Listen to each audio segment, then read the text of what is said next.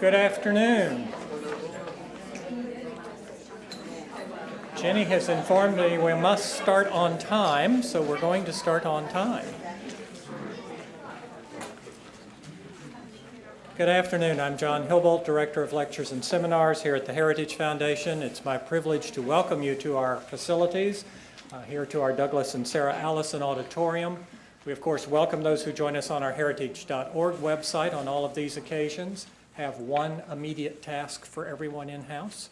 Please see that your cell phones have been turned off as a convenience to our speakers. And for those recording our events, and of course for those watching online, you're welcome to send questions or comments to us at any time, simply addressing them to speaker@heritage.org. That's speaker@heritage.org. Opening this session today is Andy McCarthy. He is a policy fellow at the National Review Institute, a contributing editor to National Review, and best-selling author. He also, of course, writes Ordered Liberty blog at PJ Media.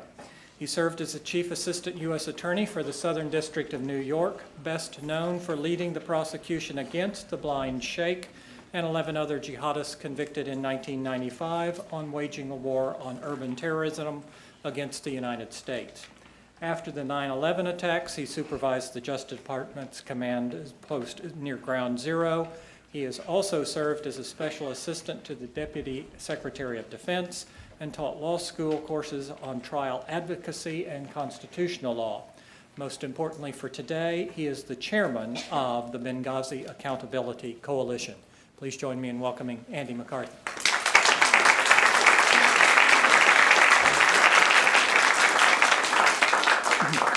Well, thank you so much, John. It really is an honor to chair the Benghazi Accountability Coalition. I want to welcome everybody here for our program this afternoon. I've also had the honor the past few weeks to speak to people around the country because I've just written a book about presidential lawlessness called Faithless Execution. What you learn when you study the subject, that's the subject of presidential lawlessness, is that the presidency, more than anything else, is about two things: trust and accountability. And that's what our coalition is about too. As you'll see from the mission statement on our website, which is BenghaziCoalition.org, we encourage everyone to check out the website.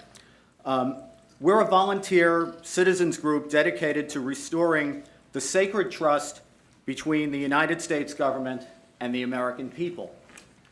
That profound fiduciary responsibility owed by the President and his administration has been severely breached by the events surrounding the Benghazi massacre of September 11th, 2012, an atrocity in which our terrorist enemies murdered Ambassador Christopher Stevens and 3 other brave Americans, Information Officer Sean Smith, former Navy SEALs Ty Woods and Glenn Doherty, in a jihadist attack on a mysterious government facility whose purpose has yet to be explained.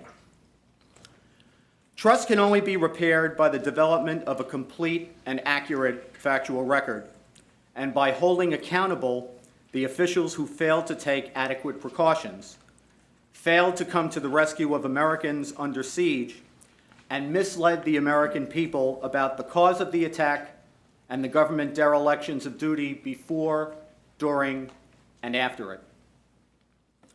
For our coalition's part, the mission to compel accountability begins today.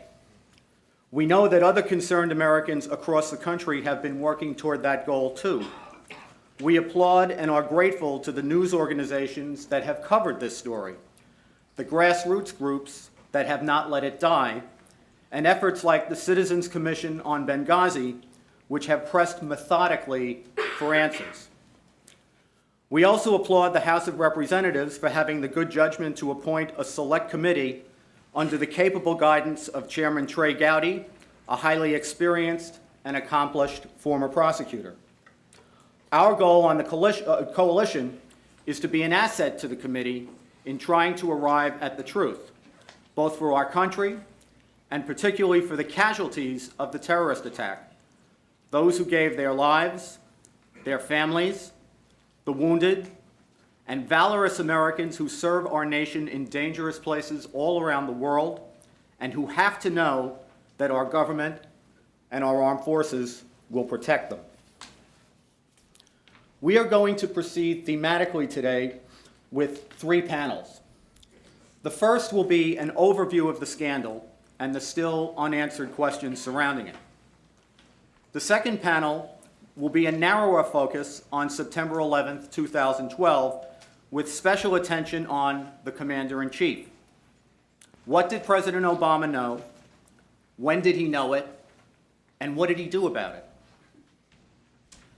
How should the security failures before that night have informed actions taken while Americans were under attack?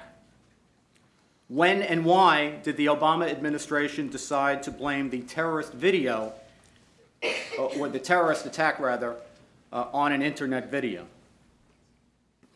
The third panel, finally, will be a look ahead to Chairman Gowdy's Select Committee and the challenges it will face investigating what is anything but a phony scandal.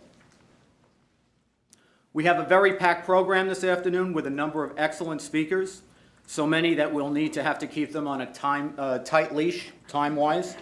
In fact, you may already have noticed that we've made one change in the program. Frank Gaffney will be with us on the first panel in lieu of Joe DeGeneva, who will be joining us, we hope, on the second panel. Obviously, we want to hear what everyone has to say, but we also want to save time so that we have questions and answers they can respond to you as well. And on that score, we are thrilled to have such a great audience and extremely grateful to the Heritage Foundation for hosting us this afternoon. We are also delighted to be streaming live online to a large audience across the country. We want your input too out there, and we encourage you to send your questions by email to the following email address: speaker@heritage.org. So, as you can see, we have a lot of work to do, and we have some of the nation's best analysts to help us do it. I'll have more to say about next steps after the last panel, but thank you again for being here, and let's get to work. It's my honor to introduce my colleague, WMAL radio host Chris Plant, who will moderate our first panel, Unanswered Questions, Unaccountable Officials, and Broken Trust. Thank you very much for being here.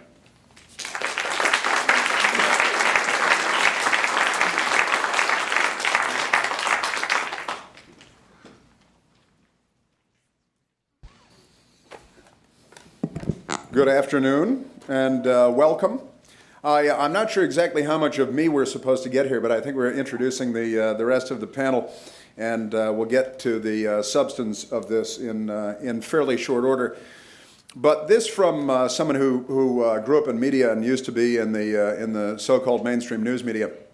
This story has been an abomination of journalism. This is, if there was ever any question about the state of the American news media, the Benghazi scandal ought to make clear for everyone what goes on in this town in particular and in New York when it comes to the American news media. The news media has been a lapdog, and that's being generous, I think, at this point. We're looking for a watchdog, and we have a lapdog. We have a news media that is spectacularly uncurious when it comes to even the basic bare bones facts of what happened in Benghazi that night, where the President of the United States was, where the Secretary of State was, who was apparently running for president. At least I saw something about that in the paper. Conversations that were had between people on the ground in Libya at the time and Hillary Clinton herself. There are, even the ABCs of the Benghazi story remain uncovered by the Washington Post, by the New York Times, and the so-called mainstream news media. Even the cause of death or the condition of the body of Ambassador Stevens remains a mystery. We've decided, and it has been widely reported, that Ambassador Stevens died of smoke inhalation in a one-story building. And we never got a handle on we were told by the administration and officials that the people in the street dragging him through the street yelling Allahu Akbar, you notice how that videotape has essentially disappeared. We're trying to save him. They were trying to help him. The autopsy that was done at Landstuhl, the results of the autopsy have never been made public. And as far as I know, the assumption, and I think that's what it is, that the ambassador died of smoke inhalation is based on a Reuters news report that came out the day of or the day after the attack. And I'd like to think that the news media, when I was in the news media and covering national security issues, we were a hell of a lot more curious than the news media is today. And I'd like to see some of the, and they insist continually on the Sunday morning talk shows and beyond, that all of the questions have been asked and answered. All of the questions have not been asked, and certainly the questions have not been answered. And I'd like to think that we have a news media that's interested in government accountability, but instead we have a news media that's effectively a fourth branch of government as long as Democrats are in control. And that is a crisis, not just for journalism, but for our country. It genuinely, sincerely, honest, all hyperbole aside, a corrupt news media is key to undoing any legitimate republic. And we have a corrupt news media right now. I think there are a couple of members of that news media in the audience today, as a matter of fact. And they know who they are. And with that, am I now to introduce the next person? Is that how we should do it? And have the entire panel come up at this point? Okay. So do we get some music with this or anything? Bum, bum, bum, bum, bum, bum, bum, bum, bum.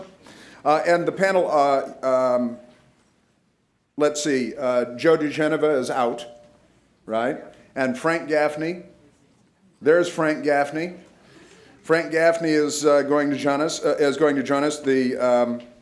Frank Gaffney, of course, with the Center for Security Policy, former Assistant Secretary of Defense for Nuclear Policy. Is that right? Something like Is that close enough? Because I still Close have enough for Clara government work. Lopez's bio here, Yeah, so I'm Close having to do enough this. for government work. Having to do this from memory. And all around great guy, serious man, writer, now activist, and has a great house out in Virginia that I was that recently on a beautiful day. And Brigitte Gabriel, there. I think everyone here knows Brigitte Gabriel, passionate, effective grassroots leader focused on the threats to American security, founder and president of ACT for America, the nation's largest grassroots organization devoted to national security and terrorism, just to name a couple of credentials. Dan Bongino, you're on the second panel, but you're on. Claire Lopez is next. Hey, there's Clara Lopez. I'm going to figure this out as we go along. Clara Lopez, a member of AIM's Citizens Commission on Benghazi and Vice President for Research and Analysis at the Center for Security Policy. Claire manages the center's counter-jihad and Sharia programs, bringing with her also expertise on Iran, Hezbollah, and southern border issues. Began her professional career as CIA operations officer and later applied her national security expertise as consultant, intelligence analyst, and researcher in various contract positions within the defense sector. All sounds very cryptic. An instructor for military intelligence and special forces students, and lectures widely on Iran, Islam, and the Muslim Brotherhood, among other things. All right. Does that suffice? And I think the next one is me. Is it me? I'm your humble moderator. I have a radio show on WMAL. I also was, as I mentioned earlier, I was with CNN for 17 years. And for the last 10 years of that, I was stationed at the Pentagon, assigned to the Pentagon, where I covered the military and national security from 1994 to 2004. See General McInerney in the front row, too. It's an august group of people here. And with that, Admiral Lyons. Admiral Lyons? Yeah. Come on up. Oh, I apologize. Admiral Lyons. Don't let it happen again. I certainly won't.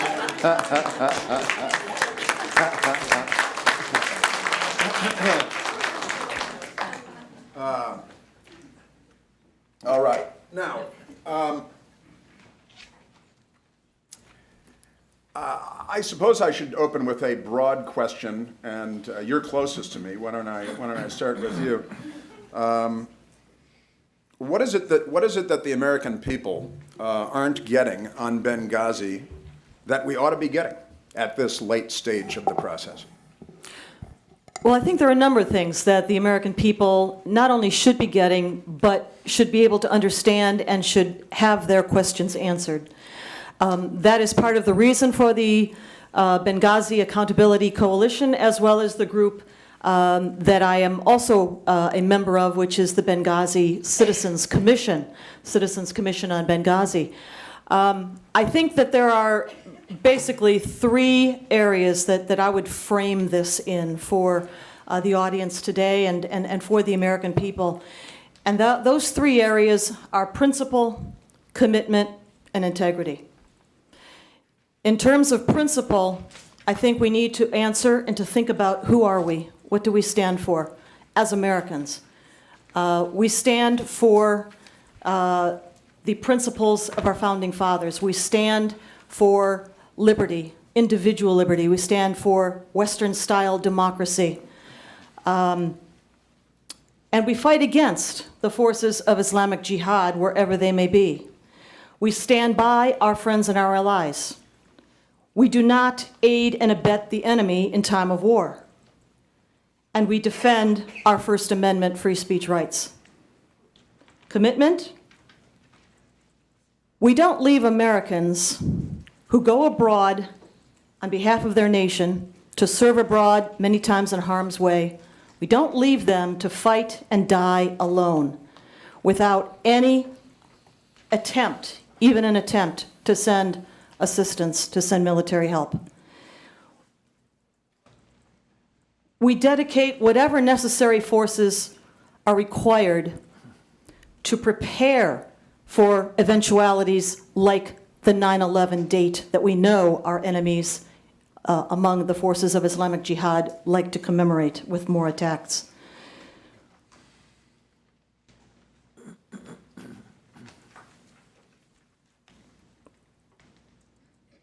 Let's go to the last one, integrity. This is the after part. We hold our leaders accountable.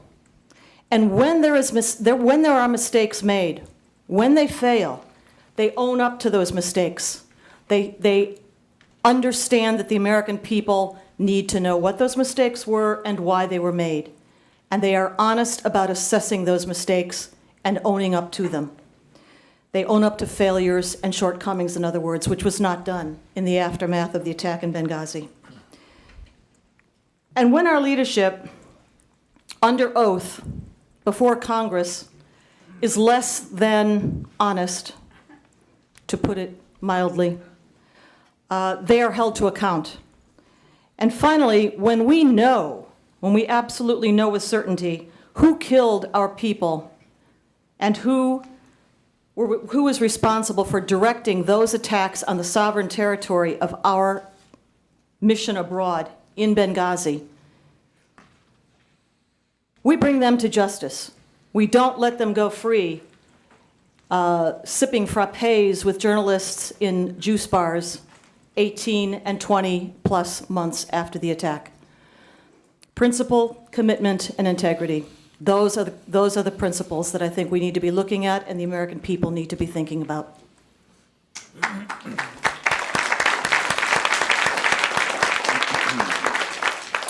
And up next is Brigitte Gabriel. And I should mention also that for people watching online, you can submit questions online, speaker@heritage.org.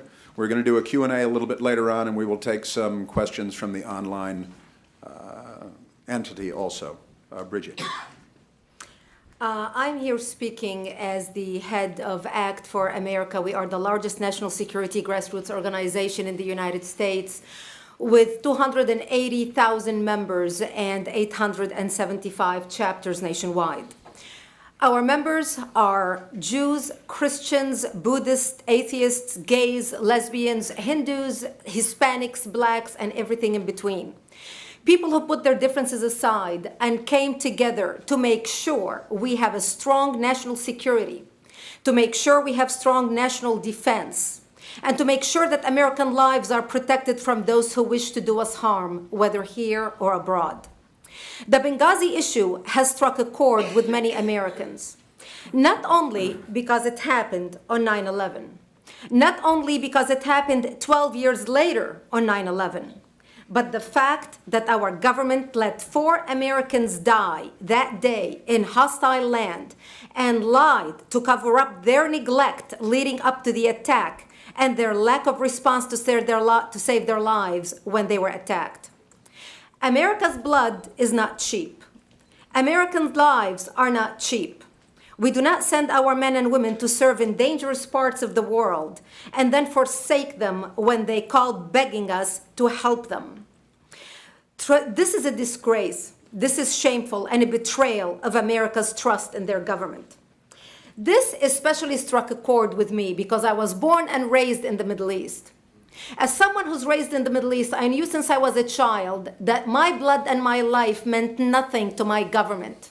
I was as good as an animal. I did not immigrate to the greatest nation in the world to live in America, where our government today is treating its citizens as if we don't count, as if we're worth nothing. The American public is outraged and demands answers. What type of message is this sending to our enemies, but also to our bright young men and women who are now in our elite colleges preparing to get into the diplomatic field and foreign policy and serve abroad representing our nation? America is not a nation that sacrifices the blood of its children, then covers up the evidence of neglect and betrayal. We are better as a nation.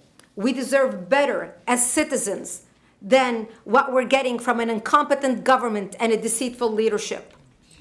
Over the last year and a half, Act for America has worked closely with Representative Frank Wolf on the issue of Benghazi Special Committee. Our membership has placed thousands of phone calls to their federal legislators in support of the creation of a special committee. Thousands of our members have visited their elected officials back home in their communities and in Washington, D.C. during our national conference. And by the way, our national conference will take place this September 11th in Washington, D.C. on Capitol Hill. What better time to remind our elected officials of the importance of national security and strong defense than on 9/11? I urge many of you who are sitting in the audience here today to join us this 9/11 in D.C. And those of you watching us on the internet and in television, for more information, you can go to our website, actforamerica.org. We have sent out multiple Benghazi action alerts, 18 to be exact, to our full membership, asking them to contact their elected officials in support of the creation of a special committee.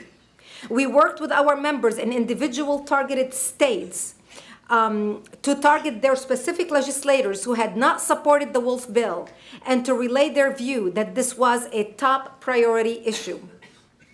We received over 25,000 signatures to an open letter to the leadership to the U.S. Congress asking for the creation of the special committee.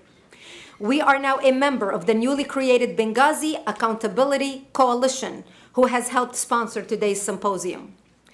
We will not waver in our commitment as the largest national security organization in the U.S. to see that justice is done and the truth comes out about what really happened in Benghazi. The American people want answers to so many questions. Why was Ambassador Stevens still in Benghazi even after the British and all other foreign governments closed their embassies and pulled out their personnel? Was there a weapon swap program between Benghazi and Syria, and who authorized it? Was Ambassador Stevens involved, and was that the reason why he was still there? Why were additional requests for security denied? Ambassador Stevens sent 13 requests for additional security to the State Department, and every single one of them went unheeded. And why did our leadership, our government, President Obama, our Secretary of State Hillary Clinton at the time, sit back the night of the attack and did not order immediate military support to save our personnel and get them out of there? And why those who were close by and able to help were told to stand down? Why? Why did we entrust the security of our embassy and our personnel to a contracted out Muslim Brotherhood Front entity? And why would Susan Rice lie 5 different times to the American public about a video? Lie 5 different times on 5 Sunday shows. Who told her to lie? Who gave her the marching orders to deceive the American public, including the families to those who were mourning the death of their sons that day? No matter how long it takes, we at Act for America will keep the pressure on until we get to the bottom of Benghazi. There is no statute of limitation when it comes to finding out the truth, and we are determined to get down to the truth. We will actively monitor the work of the Select Committee on Benghazi. We will see to it that those responsible for the death of 4 brave Americans are held accountable. We will see to it that justice is served no matter how long it takes. Thank you.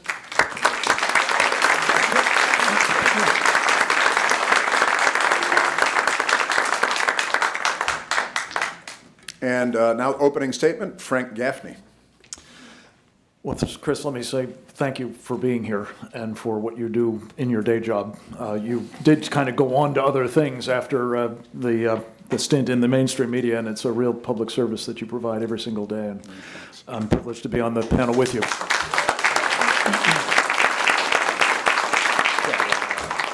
I also want to say thank you to this wonderful group of people who've come together to try to help all of us understand not just what happened on this occasion, this horrific occasion, but what we need to do to learn lessons from it so that it doesn't happen again under perhaps even worse circumstances with even greater casualties. To do that, it seems to me, we need not only to have this vigorous effort, the outside to an inside-outside game, if you will. And to that end, I would just commend all of you, particularly those of you listening through the miracle of the internet, to join this Benghazi Accountability Coalition. Go to BenghaziCoalition.org and you can find out how to do that. Your help, your voices, your organizational heft can make this an even more effective effort. But we also need to be clear about how we got into this mess. And the questions that I must tell you I'm most concerned about, that I think have gotten not only no answers, but more or less haven't even been asked, are some that deal with the policies that led up to this debacle. And I want to just give you 3 as illustrative of them. The policy of engaging, legitimating, funding, and in some cases arming jihadists, people who make no secret about their determination to destroy us. To the contrary, they boast of it at every turn. It is in their doctrine, it is in their videos, they die for it, and they have entire networks. I don't know if they qualify as mainstream exactly, but Al Jazeera abroad and Al Jazeera America now are instruments of enemy propaganda that are designed to communicate unmistakably the intention of the kind of people the Obama administration has seen fit now for 5 years to embrace and otherwise embolden. And they are bent on our destruction. That is a policy error of absolutely unspeakable danger and proportions. To give you a sense of how it's working out, the guys who are now building a caliphate in Iraq are the sorts of people that not so long ago we were told we needed to help in Syria. And we were helping, it appears, gain arms from Libya under the administration of Chris Stevens. And I think the answer to the question, Brigitte, is yes, that's exactly what he was doing in Benghazi on that particular evening, meeting with the Turkish consul general as his last act. A second issue, a second policy problem that it seems to me has not been plumbed, and I pray that this select committee will get into it, is this whole notion that the success of the president's initiative on Libya was what was countermanding all of those requests for security improvements in Benghazi. The success of the lead from behind strategy, the success of the notion that throwing over Muammar Gaddafi with no regard for who would come next, let alone what would happen to the immense amounts of arms that he had cached all over the country, which apparently we would then set about trying to scarf up and at least send some to the next set of jihadists, or in some cases the same set of jihadists now doing business in Syria. But the point is that once you buy into this notion that success is having positive relationships with jihadists, and I'm not speaking of one particular strain of the particular group, it doesn't really matter whether they're Sunni jihadists or they are Shiite jihadists. In fact, they'll, as Claire Lopez has attested to on many occasions, they will work together as easily as try to kill each other when it serves their common purpose to destroy us. And this is part of the policy muddle, to put it charitably, hash up. I'm interested, by the way, in getting a hashtag hash up going. So if anybody's got some thoughts as to documenting this series of policy failures, please join me there. But the point is that if you believed that nothing was more important than promoting the fiction that the President of the United States had succeeded with his efforts in removing a tyrant, to be sure, but a tyrant who was at that particular time and for the previous couple of years our tyrant in Libya, in favor of any number of jihadist alternatives, then you find it not too hard to get to a point where you don't tend to the concerns or requests or pleas for security improvements of some of the people that you've sent into harm's way, literally into the crosshairs of those jihadists. I think this fits a larger pattern, and that's really the point of this conversation, is the policies that gave us Benghazi on this sort of circumstance are the policies that have led us to subordinate national security and even public safety to the political dictates of the moment of the presidency of the United States. And this creates conditions that I think we're going to witness playing out in Iraq, in Afghanistan, probably in a lot of places closer to home as well, maybe even indeed inside this country, if we persist in this notion that the public safety be damned, that the national interest be damned. Nothing is more important than persisting in the policies that apparently the president is attached to. And finally, just picking up on a point that both of my colleagues have made, the video meme. That was a singular affront, I think, to the intelligence of the American people.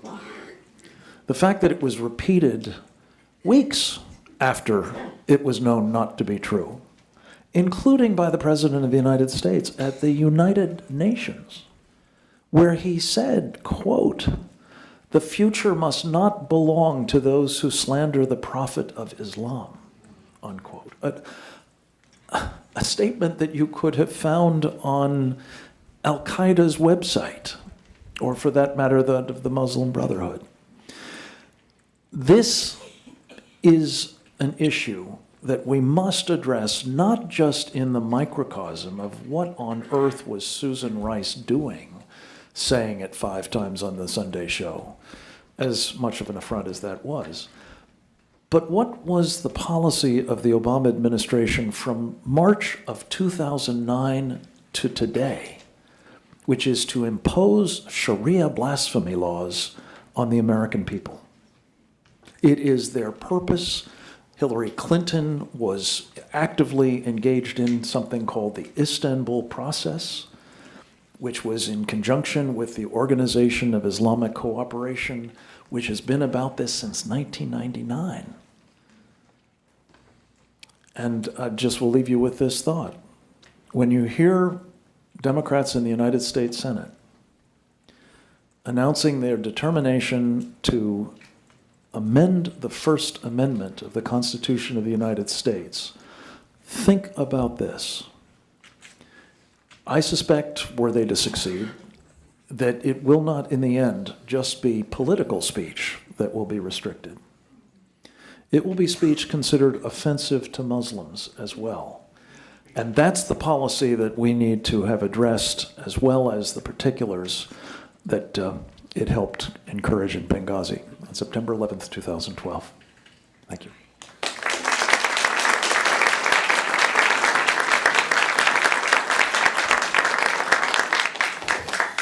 Thank you, Gaffney. And now we are going to do Q&A.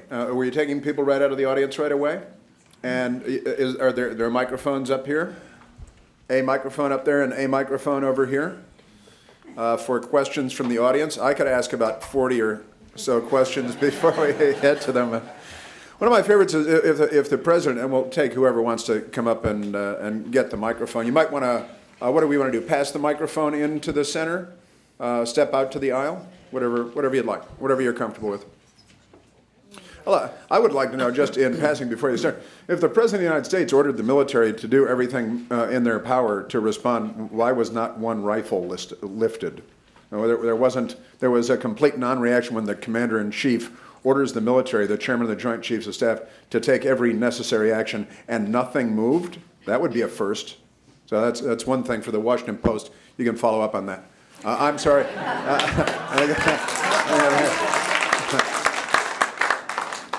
Greetings. My name is Jeffrey Damon Capella. I'm a 14 U.S. Army veteran, policy analyst, and now the president and founder of a newly established Soldiers Statesman Foundation. I wanted to thank the members of the panel for extending us the courtesy of their time, and I wanted to give Mr. Gaffney my personal thanks because I've known you for close to 20 years, and I'm always thankful for your diligence regarding U.S. national security. That said, I wanted to revisit an issue that I would contend is a core tenet that in part defines the Benghazi scandal, indeed an issue that is similar to the focus of one of your most recent reports, Mr. Gaffney, which is agents of influence.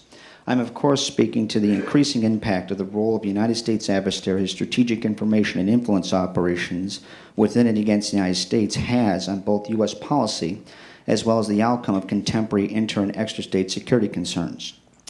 Mr. Gaffney, given the importance and significance of soft power, I was wondering if you can elaborate in more detail the role and impact that contemporary adversaries' strategic information and influence operations played in both the demonstrably suboptimal, indeed criminally incompetent response to the jihadist assault on the United States' facilities in Benghazi. Well, thank you. This will only take the rest of the afternoon, I'm afraid. Thank you for the question and the send-up. Look, influence operations and information dominance, soft power techniques, if you wish to call them that, are things that I have the feeling, with the exception probably, I'm hoping, Claire has been training people so she may have a sense of this, of a relative handful inside the United States government at the moment. We are witnessing basically the table being completely run by people who are deeply knowledgeable and deeply skilled in this, who are on the other side. And something you alluded to is of concern to me. And I hope that this will be a subject for the Select Committee. Does it matter that in every single one of the national security agencies under this administration, we have had people with identifiable associations, some of them quite extensive, to the Muslim Brotherhood, in advisory positions, or in some cases actually on the payroll? And if it's mentioned in polite company, it's considered untoward. Congresswoman Michelle Bachmann was taken out and shot politically on the floor of the United States Senate by John McCain, a member of her own party, for having asked the Inspector General of the State Department to examine in 5 different agencies, but he took particular exception to the fact that the Deputy Chief of Staff of Hillary Clinton, the Secretary of State, one Huma Abedin, also known as Mrs. Anthony Weiner, had for at least 12 years extensive family, as well as Andy McCarthy has pointed out, personal ties to the Muslim Brotherhood. Now, how many of these policy issues, embracing the Muslim Brotherhood, overthrowing Muammar Gaddafi and bringing to power the Brotherhood or worse, or promoting this meme that we must adhere to Sharia blasphemy laws, how many of those issues do you think someone with deep personal and family ties to the Muslim Brotherhood would be encouraging the Secretary of State to observe and embrace? I don't know, but I think it's at least worth, if not an Inspector General investigation, which did not happen, certainly the attention of the Select Committee. And of course, the administration kicking Mubarak to the curb after a 30-year relationship, and then wholeheartedly embracing the emergence of the Muslim Brotherhood in Egypt. Well, this is why this could take the rest of the afternoon. Yeah, that's right. It's kind of a microphones. Anyone right over here? Yes, my name is Bob Petruzak, and I'm a member of Bridgette's organization. And I'd like to direct my question primarily to Mr. Gaffney because it does go to policy. But I am old enough to remember Watergate, and I remember hearing from a Nixon-hating press how this burglary of a Washington hotel had something to do with American policy in Southeast Asia. And the way they did that was to talk about this plumbers gang from the White House and how the plumbers had burglarized the office of Daniel Ellsberg, his psychiatrist rather. And very soon, the anti-war left had a big gift from that Nixon-hating press. And in Benghazi, we have an event that should not require Mr. Gaffney's expertise and intelligence to know has something to do with American policy in the Middle East. Yet the media, and the nation for that matter, does not want to seem to make that connection. And my question is, what can we do? What can we do when we leave this room to have the media preferably our entire nation see that connection? That when our administration hires a jihadist group called the February 11th Martyrs Brigade to secure 2 facilities in Benghazi, when they're both stormed by jihadists with 4 heroes dying, that this has something to do with our policy in the Middle East. What can we do? Well, I'm going to ask my 2 colleagues to speak to this too, because this is obviously why we're here. Did I mention joining the Benghazi Coalition? That would be a place to start. Joining Brigitte's terrific organization is another great place. We need people to be active. I think what should come, if we are helping them and holding them accountable out of these serious investigations, which I trust Trey Gowdy will be able to undertake, will be plenty of evidence that this is not simply an isolated incident. It is part of a policy nightmare that has been 5 years in the making and is persisting today and is likely to get worse. Mark this, what we will be talking about for sure in the period between now and when this committee does its work is Iraq and Syria and Libya and perhaps Egypt and, the broader areas, Nigeria, that are now increasingly under the sway of the people that we have been emboldening and legitimating. So I would start with becoming active in organizations and doing everything you can to join in the effort to ensure that what comes out of this Select Committee's activities is not what we saw out of the 5 congressional investigations conducted to date, which is not very much. Do you guys want to add anything? Maybe I would add just something very quickly, and that might be that in addition to everything that Frank has mentioned, and of course joining the Benghazi Accountability Coalition would be to hold your own local representatives accountable. Keep on them with telephone calls, with emails, pester their offices with your questions and your demand that they be part of the solution to finding the answers to what happened in Benghazi. In particular, those who are identified as now being a member of the Select Committee, be they Democrats or Republicans, that you hold them to account and let them know that you're watching what they do. Great point, and I want to add to that, as the president of Act for America, go to our website, actforamerica.org. We send out emails and action alerts when we were gathering the names for the Select Committee on Benghazi, and we helped Congressman Wolf gather over 190 co-sponsors. We would target certain states where we knew members of Congress have not yet signed on the committee, and we would get our members in that state to target these specific elected officials. You need to be on our email list so you can be notified, so we can reach you when we are working on any bill, whether this bill, whether the freedom defense of speech bill, whether any of the other bills we are working on. And right now we have a lot of bills that we are working on nationwide in different states and also on a federal level. We need to be able to reach you so you will know how you can make your voice effective in this fight. We have to educate our local elected officials, and we also have to educate our government, because right now we have a leadership in the White House that is incompetent, uninformed, or willfully blind about these issues. And right now they want to talk to the Iranians. I mean, this is the level. This is what you get when you have a community organizer sitting at the White House acting as CEO of our country.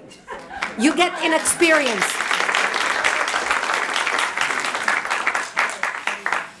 And Bob, since you mentioned Richard Nixon and the Watergate break-in, one of my favorite quotes from last week was Jonathan Turley, the law professor at George Washington University, who said quite succinctly that Barack Obama is the president that Richard Nixon always wanted to be. And he's a liberal, Turley. I don't think he meant it as a compliment. I'm not sure. We have some questions from people watching online sent in by email, and I'm just going to use partial names because I don't know if people really want their names out there. But from Glenn, he says he was stationed, a now retired colonel, says he was stationed in Germany at the time of the attack. He said the morning after he heard, and I don't know whether anyone has any inside scoop on this, but I've heard the same story. Says the morning after he heard from several sources, including a West Point grad, lieutenant colonel, that General Carter Ham, who was the commander-in-chief, the commander of AFRICOM at the time, had been removed from the AFRICOM Joint Operations Center and placed under house arrest. Now, this is something that's been flying around for a long time. And I don't know whether anybody here has any awareness of this allegation, this story that has been going around. Whether you'd put it to rest or know it to be true or what. And he said a few days after the attack, asked a Special Forces colleague who worked in the AFRICOM Joint Operations Center if he had been asked to sign non-disclosure agreements regarding the things that happened during the attack. Do you know whether people that were there were asked to sign non-disclosure agreements? We had very unusual a step in the Bo Bergdahl case when he deserted, apparently, that his fellow soldiers were asked, and I've never heard of that before under those circumstances, non-disclosure agreements. So I wonder if you know anything about non-disclosure agreements that were required for people at Benghazi or in Libya at the time. Everybody's mysteriously disappeared, no media interviews. We know that at least one person was at Walter Reed or Bethesda Naval for months afterward because of severe injuries that were sustained at Benghazi. And so why don't we start with General Ham, whether you can put that to rest, non-disclosure agreements. Anybody have any awareness of either of those? In terms of General Carter Ham, what we do know is that on the date of September 11th, 2012, he was actually not at AFRICOM command headquarters in Stuttgart, Germany, but rather happened to be at the Pentagon. And he was one of the first, according to reports that we've seen, who got the information that there was a terrorist attack against our mission. And he immediately coordinated and spoke with both Secretary of Defense Leon Panetta at the time, and also with the chairman of the Joint Chiefs of Staff, General Martin Dempsey. So it certainly seems that Carter Ham has been persuaded not to speak openly about what happened that night. That is certainly true, and it is also true that we've seen a lot of media reports, in particular Fox News has been on this, Breitbart and others too, that many of those present at the Special Mission Compound, that's the ambassador's compound, and at the CIA annex, were compelled to sign non-disclosure agreements. Reporting also came out that the CIA officers posted at the CIA annex additionally had been subjected to an unusual, unprecedented number of polygraph exams at unusually close intervals, perhaps even monthly. So these are the things we've heard. What we can say for sure is that we know these people have not spoken out. They have not been able to talk to the media or have not done so. What we don't know is how many of them may have spoken to any of the investigations committees in Congress, perhaps behind closed doors. That is what we don't know. But let us hope that the Select Committee under Trey Gowdy will get these people in under subpoena, under oath if necessary, to get their stories. Thanks. Great. Anybody else have any additional? No? Okay. Another question from the audience? Yeah, hi, my name is Rock Peters, fellow Americans. Wrote to a website called GodSaveUSA.com where you can see this music video, Benghazi 4. And what I want to ask Ms. Lopez is, can't these people be subpoenaed, Leon Panetta? Can't he be subpoenaed and forced to testify under oath? Also, there's a United States Army retired Colonel Tony Schaefer, who's on the record saying that he knows generals who sat with Barack Obama in live time and watched our people die. Why can't somebody get a hold of Colonel Tony Schaefer? Well, one of the most important reasons why a Congressional Select Committee needed to be formed and why so many of us were pressuring Speaker John Boehner for so many months to form a Select Committee is precisely because it does have now that it is formed the power of subpoena and the power to place witnesses under oath. Some of that, again, may occur behind closed doors, and we may not know the outcome of that testimony. But from what we have heard so far, at least from Representative Trey Gowdy, he is determined to call people back, including Secretary of Defense Leon Panetta, perhaps Secretary of State at the time, Hillary Clinton, and others, and they should be called back and placed under oath, and their testimony and the discrepancies in their testimony and what is known need to be examined. Tony Schaefer, excellent analyst, he's a friend besides, and he would be a very good contact for us to talk to. And on the matter of President Obama being in the Situation Room watching a live stream, there seems to be some question as to whether that's actually the case or not. We don't, that's one of the things that we just have no clarity on. I think we've gotten different versions of the same story from different sources over time, and I wonder if the Washington Post knows whether the president was in the Situation Room all night or whether the president, as was reported early on, went to bed at 9 o'clock. Well, Tommy Dude, like that was so 2 years ago, said that the president was not in the Situation Room. Right, right. Yeah, I think this is really peculiar.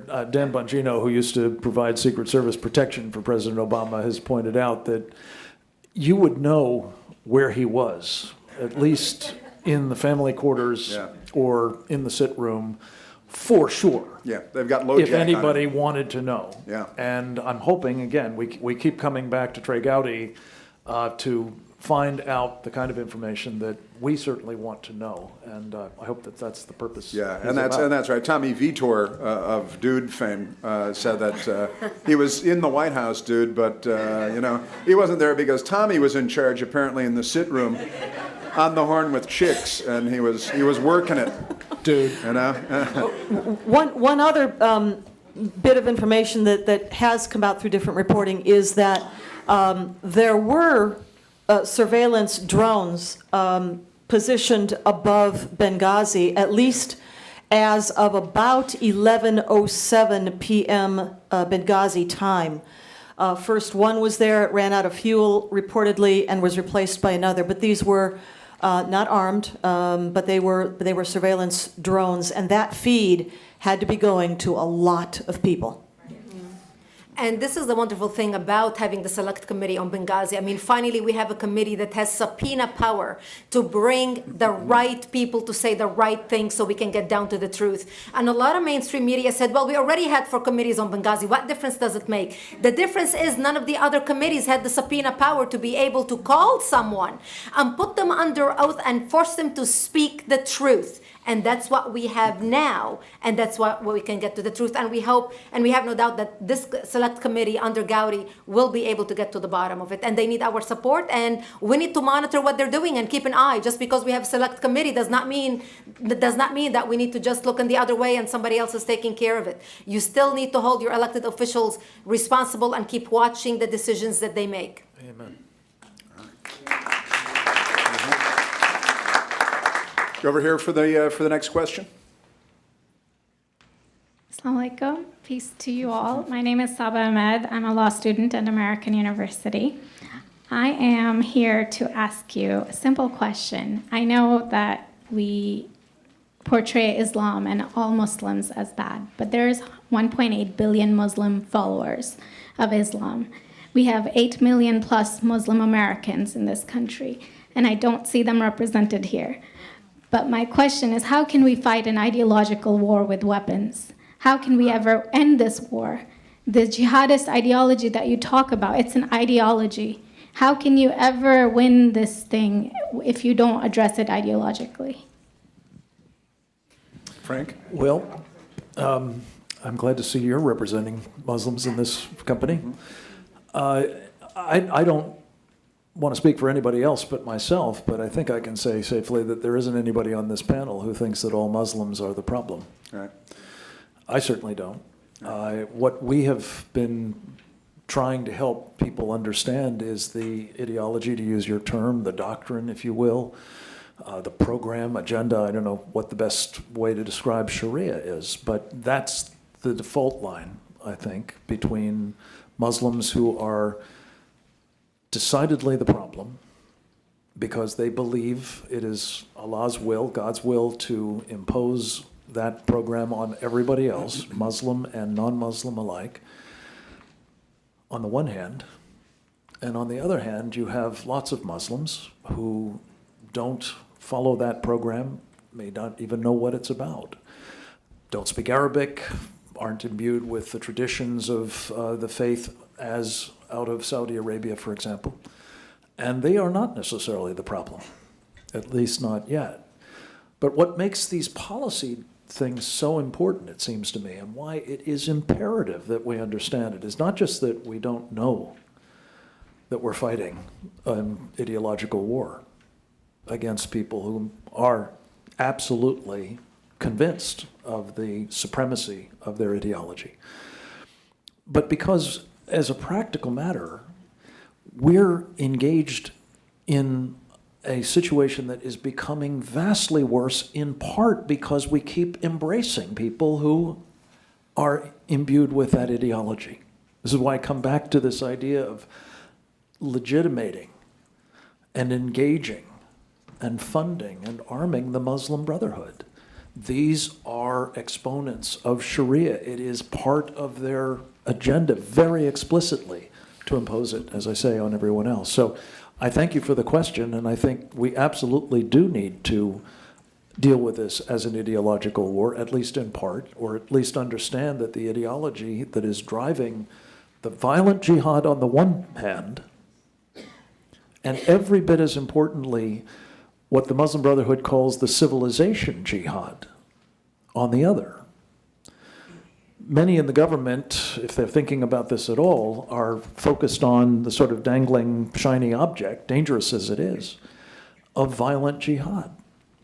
But they're missing entirely that other piece that I talked about in connection with Huma Abedin and others, which is the subversion, the not so much nonviolent form of jihad as the pre-violent form of jihad, with which they hope ultimately to take us down just as surely as the others who embrace violent jihad seek to do.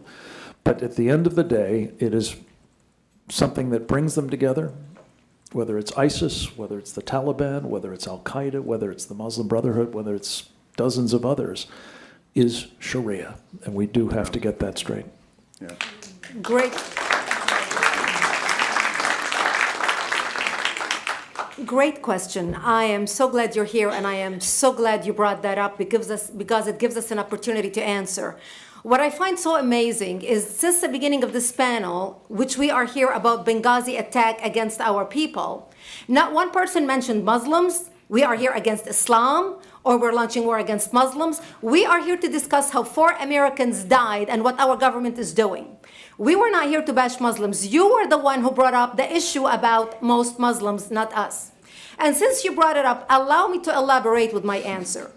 There are 1.2 billion Muslims in the world today. Of course, not all of them are radicals. The majority of them are peaceful people. The radicals are estimated to be between 15 to 25%, according to all intelligence services around the world. That leaves 75% of them peaceful people. But when you look at 15 to 25% of the world Muslim population, you're looking at 180 million to 300 million people dedicated to the destruction of Western civilization. That is as big of the United States. So why should we worry about the radicals, 15 to 25%? Because it is the radicals that kill. Because it is the radicals that behead and massacre. When you look throughout history, when you look at all the lessons of history, most Germans were peaceful. Yet the Nazis drove the agenda. And as a result, 60 million people died. Almost 14 million in concentration camps. 6 million were Jews. The peaceful majority were irrelevant. When you look at Russia, most Russians were peaceful as well. Yet the Russians were able to kill 20 million people. The peaceful majority were irrelevant. When you look at China, for example, most Chinese were peaceful as well. Yet the Chinese were able to kill 70 million people. The peaceful majority were irrelevant. When you look at Japan prior to World War II, most Japanese were peaceful as well. Yet Japan was able to butcher its way across Southeast Asia, killing 12 million people, mostly killed with bayonets and shovels. The peaceful majority were irrelevant. On September 11th in the United States, we had 2.3 million Arab Muslims living in the United States. It took 19 hijackers, 19 radicals to bring America down to its knees, destroy the World Trade Center, attack the Pentagon, and kill almost 3,000 Americans that day. The peaceful majority were irrelevant. So for all our powers of reasons and us talking about moderate and peaceful Muslims, I'm glad you're here. But where are the others speaking out? And since you are the only Muslim representative,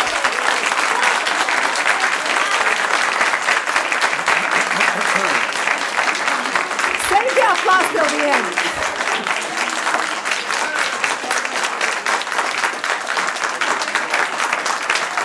Thank you. Thank you. And since you're the only Muslim representative in here, you took the limelight instead of speaking about why our government, and I assume, are you an American?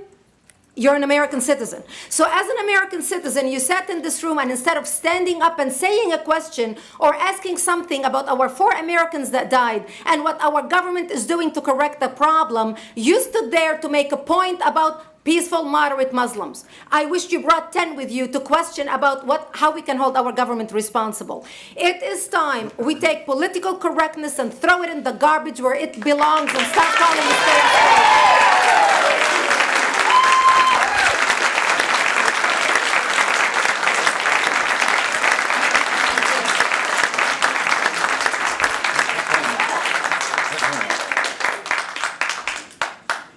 And there will be refreshments afterward. Did you want to respond to the... I think we're out of Yeah, I can't follow that. you had a follow-up that you'd... you go ahead. Comment. Thank you for your responses. And I do really hope that other Muslims will start showing up at these conservative forums. But, as a peaceful American Muslim, I would like to think that I'm not that irrelevant. I'm just as much an American, and I'm very deeply saddened about the lives that were lost in Libya. And I hope that we will find justice for their families.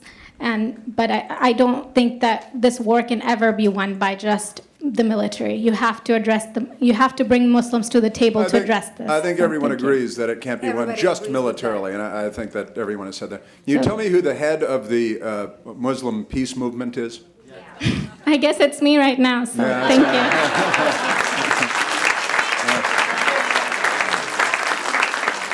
All right, thanks. Why don't we go over here? Are we? We're out of time? Wow, that was fast. Holy cannoli. Wow. Well, we got a standing O in. That was a heck of an answer, wasn't it? I mean, really, that was very, very fast. Okay. All right, we're going to have to wrap it up. We're going to have to say thank you to Frank, to Brigitte, to Claire, and for being here. And thank the Heritage Foundation and Jenny for having us. And we'll get out of the way. There are very important people waiting.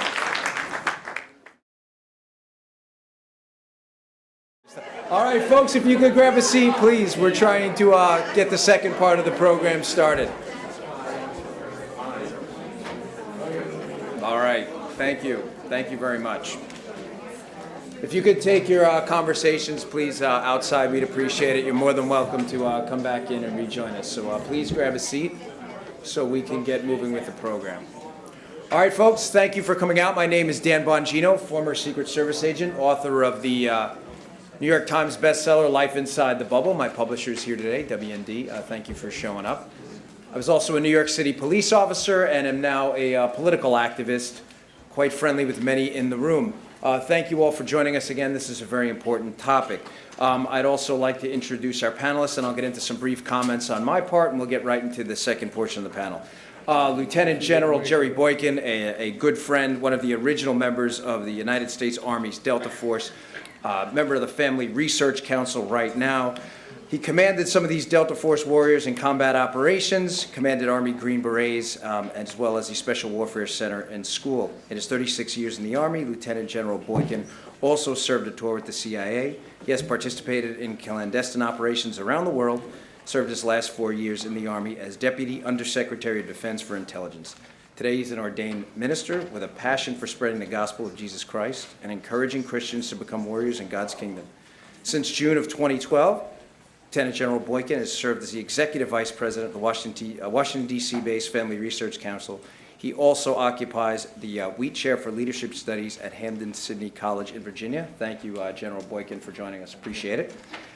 We also have Lieutenant General retired United States Air Force Tom McInerney, member of AIM's Citizen Commission on Benghazi, a popular speaker, Fox commentator who I've seen quite a bit on Fox, does a very good job, and a TV and radio military analyst.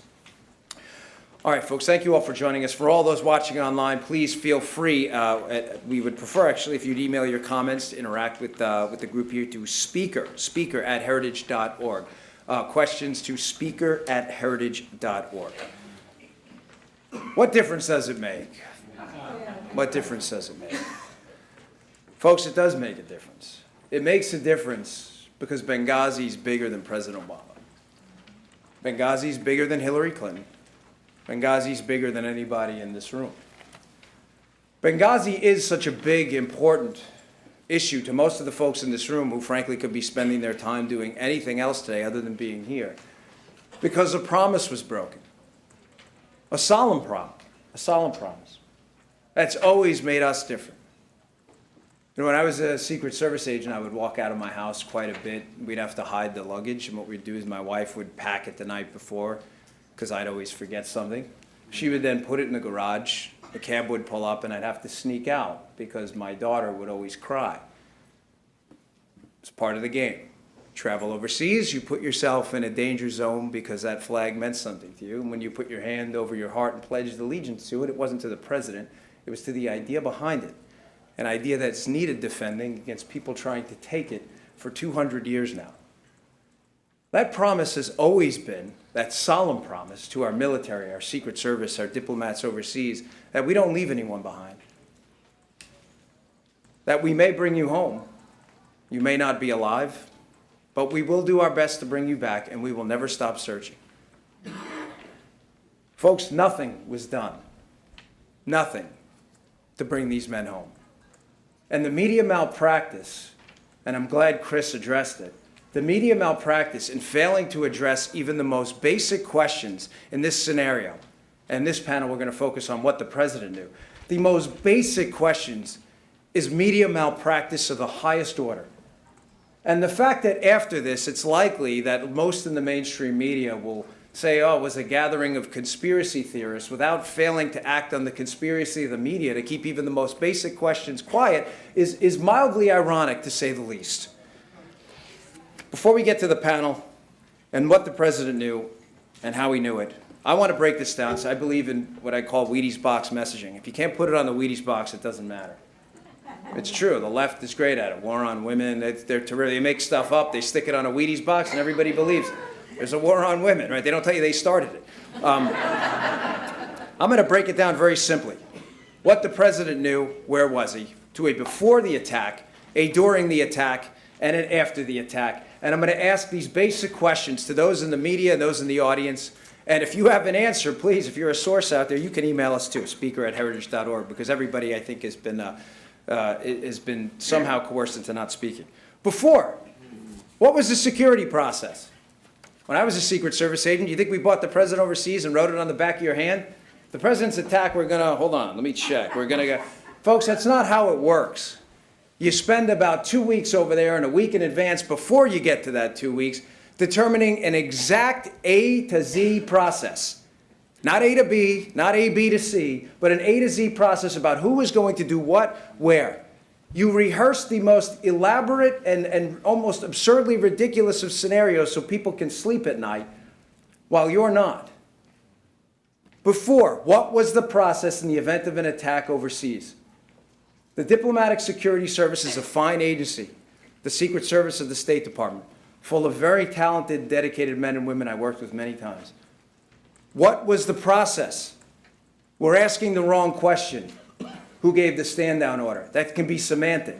What process was not followed? Are you telling me your process, if our ambassador was to be kidnapped and killed after Iran, is to do nothing? What part of the process wasn't followed before? The during. Where were those response units? The FES team, ironically called the Foreign Emergency Support Team. The Foreign Emergency Support Team, a multi-agency task force designed specifically to respond to these scenarios. What orders were they given? What process did they undergo in a foreign emergency that was not undertaken in this terrorist attack? And in the during as well, for all those in the media present, and some of those on the conservative side, I will stop talking about this scenario. I pledge this publicly right now. If you can find out for me one simple question. Where was the president on the night of the attack? I will zip my mouth quiet on this topic for the rest of my life if you can answer me that one question. Where was the president on the night of the attack? And I would argue to you during that the most important fact we know is where the president wasn't on the night of the attack.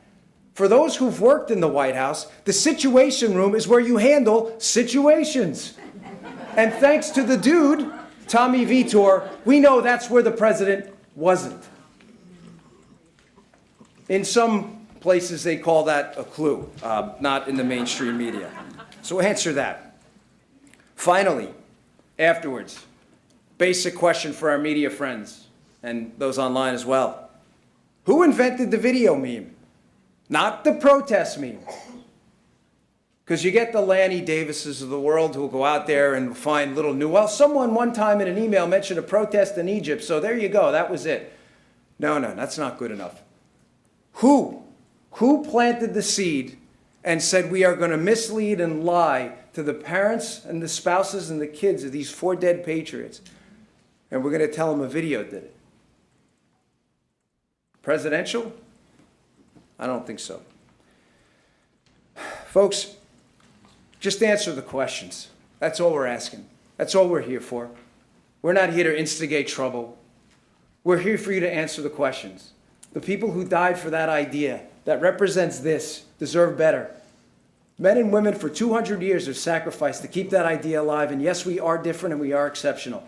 The fact that these men's lives were forfeited away and not one person in this room can answer even those basic questions is a national disgrace that none of you should ever let die. Thank you very much for coming out. Let's get started.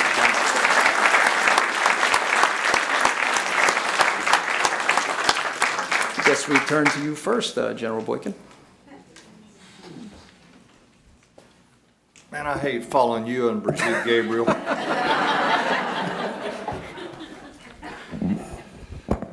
Say what you mean. Don't hold back. Just say what you mean. Get it all out. Yeah, get her another. Yeah. I thought I was ADHD.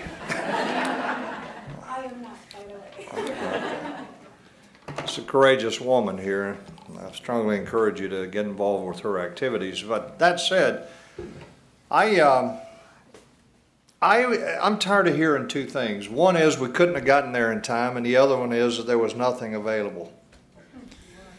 This whole thing is not just about the lives of 4 people. This is about the character of America. This is about who we are as a nation. This is about the violation of one of our most fundamental ethos in this nation. Others have talked about it already.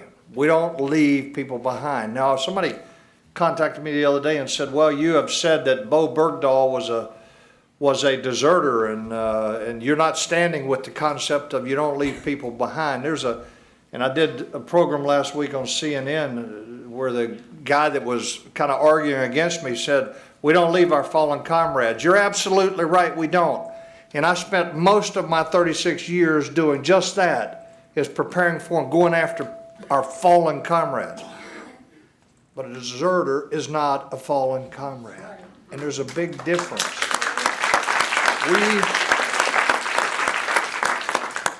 Just think about the fact that we let 4 people die without any effort to rescue those people under this, under a notion that I don't even understand, but we just released 5 egregious criminals that are going to go back out and start killing people. They're going to run operations from Qatar and justify that for me. No, we don't leave Americans behind, those that we've put in harm's way when they are there doing the job we sent them to do. But this is an absolutely egregious situation that we violated a long-standing American value by leaving those people behind. Were there forces available? The Delta Force was created in 1978 because of the growing concern about Islamic terrorism. And finally, the final catalyst that brought this about was actually when the German GSG-9 went into Mogadishu, Somalia, and rescued a whole plane load of Lufthansa passengers from Islamic terrorists and brought them back to Germany. And that was the point at which Jimmy Carter said, I want that capability. The Israelis had done it in Entebbe, and others had done the same kind of thing, gone in and rescued hostages. And Carter said, I want that kind of force, and it was created. So the Delta Force was created to be able to go into a situation just like this and get those people. And then as a result of our failure in 1980 of trying to get the American hostages out of the embassy in Iran, a thing called the Holloway Board studied this failure and put together a joint organization to bring all the forces that were capable of doing what should have been done in Benghazi together under a single command, the United States Special Operations Command, and that was created as a result of the failures there at Desert One, as we called it. So then we got a SEAL component. We all know who they are. We got a SEAL component to be a counterpart to Delta for maritime operations. And then the aviation from both the Air Force and the Army was added on to that. Very credible, capable aviation elements to be the national force that could go and rescue Americans that were under siege. But then the combatant commands in the late 80s said, wait a minute, you're all based in America.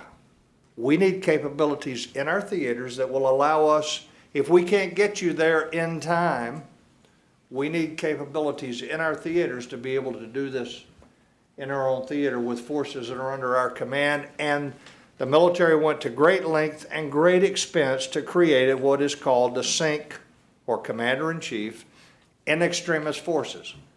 In the theater that we are talking about now, they had both a SEAL organization as well as an Army Special Forces organization, and they had the aviation to support it. They had Air Force aviation primarily, and we're talking about aviation that can move them anywhere they need to go, and none of it was used. And the reality is, Dan talked about the FEST team. As they were moving these sinking extremist forces into these theaters so that they'd be a counterpart to the national force, which was based in the continental United States. So if you couldn't get the national force, you could use whatever you had at your command, at your disposal, inside the theater. But then in Washington, they began to put together some things that I think Tom will talk about. The Foreign Emergency Support Team was one of those. And one of the most fundamental questions that needs to be asked is, who made the decision not to deploy them and why? Because if you make a decision not to deploy the Foreign Emergency Support Team, it means you're not serious about it. You have no intention of responding militarily to this situation. You're not serious. Who made that decision and why? Why did they make that decision? But there's also something else that nobody's talked about, and that's the coordinating subgroup at the National Security Council. Dan knows about this. There's a coordinating subgroup that meets on a regular basis on terrorism in general. But it is a normal practice when there is a crisis that they meet in a crisis mode. Did they ever meet during this? It carries the sort of the same connotations as far as I am concerned as not deploying the Foreign Emergency Support Team. It means they weren't serious about it. They had no intention of ever deploying any kind of military force. So I'll leave it there and we'll come back around for questions, and now let Tom talk to you about, okay, if we've got forces both in theater and here in the continental United States that were designed and put there to respond to this kind of situation, what happened? Why was there no response? Thanks, Jerry. Ginny, thanks to Ginny Thomas and Andy McCarthy and the Benghazi Accountability Coalition.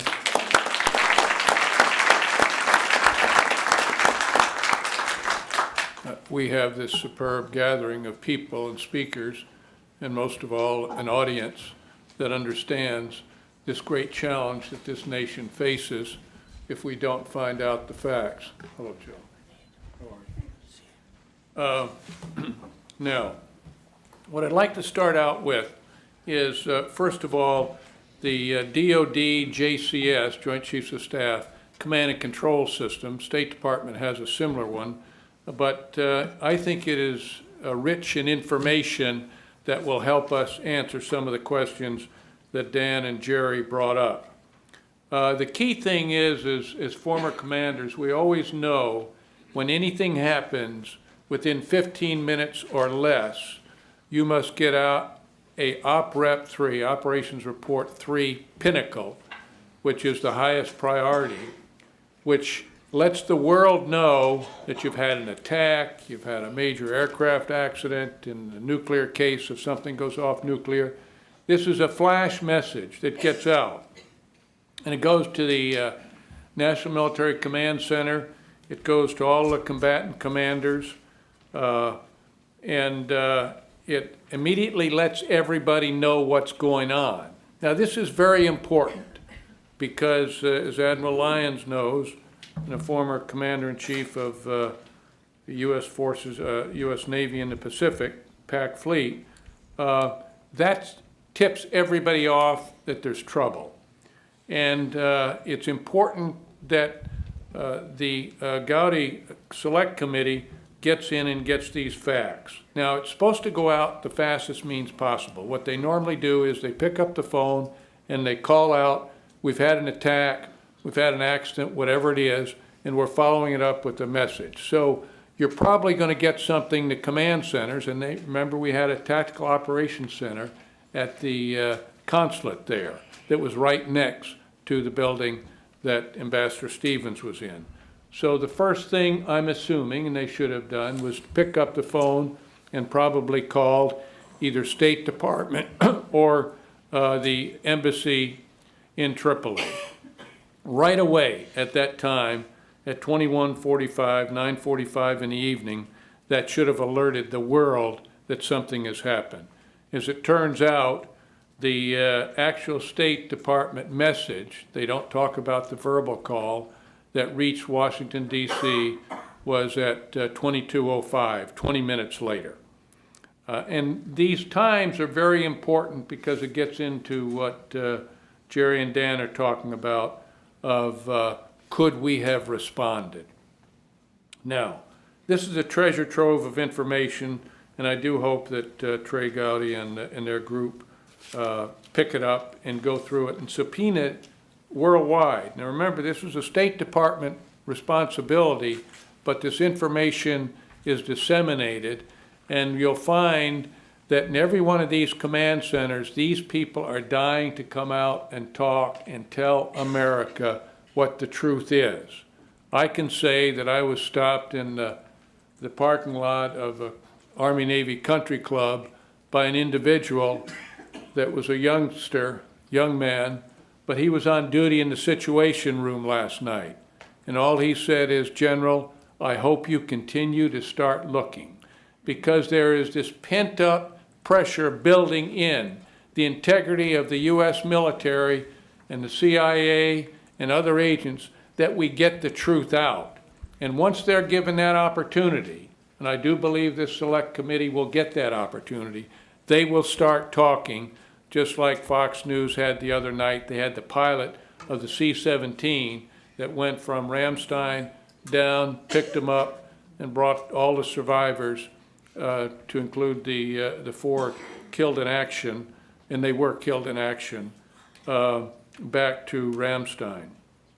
So verification of what the National Command Authority knew and when they knew it is extremely important, as it will show, I believe, that there was dereliction of duty by the President, the Secretary of Defense, the Chairman of the Joint Chiefs of Staff, Secretary of State, and the CIA Director. That is a very serious charge. That is a very serious charge. And it was done in violation of the law of the United States because it was enabling a presidential election campaign. And the mainstream media has completely ignored it.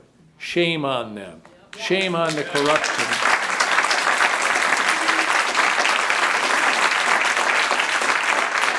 America deserves better than a corrupt mainstream media.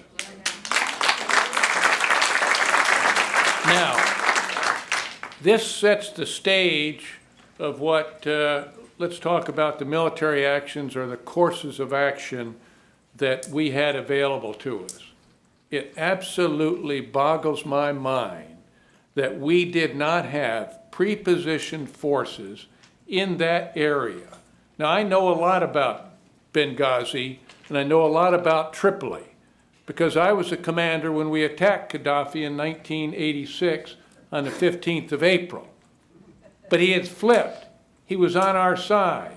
And it was pointed out earlier that we did something and we created a problem.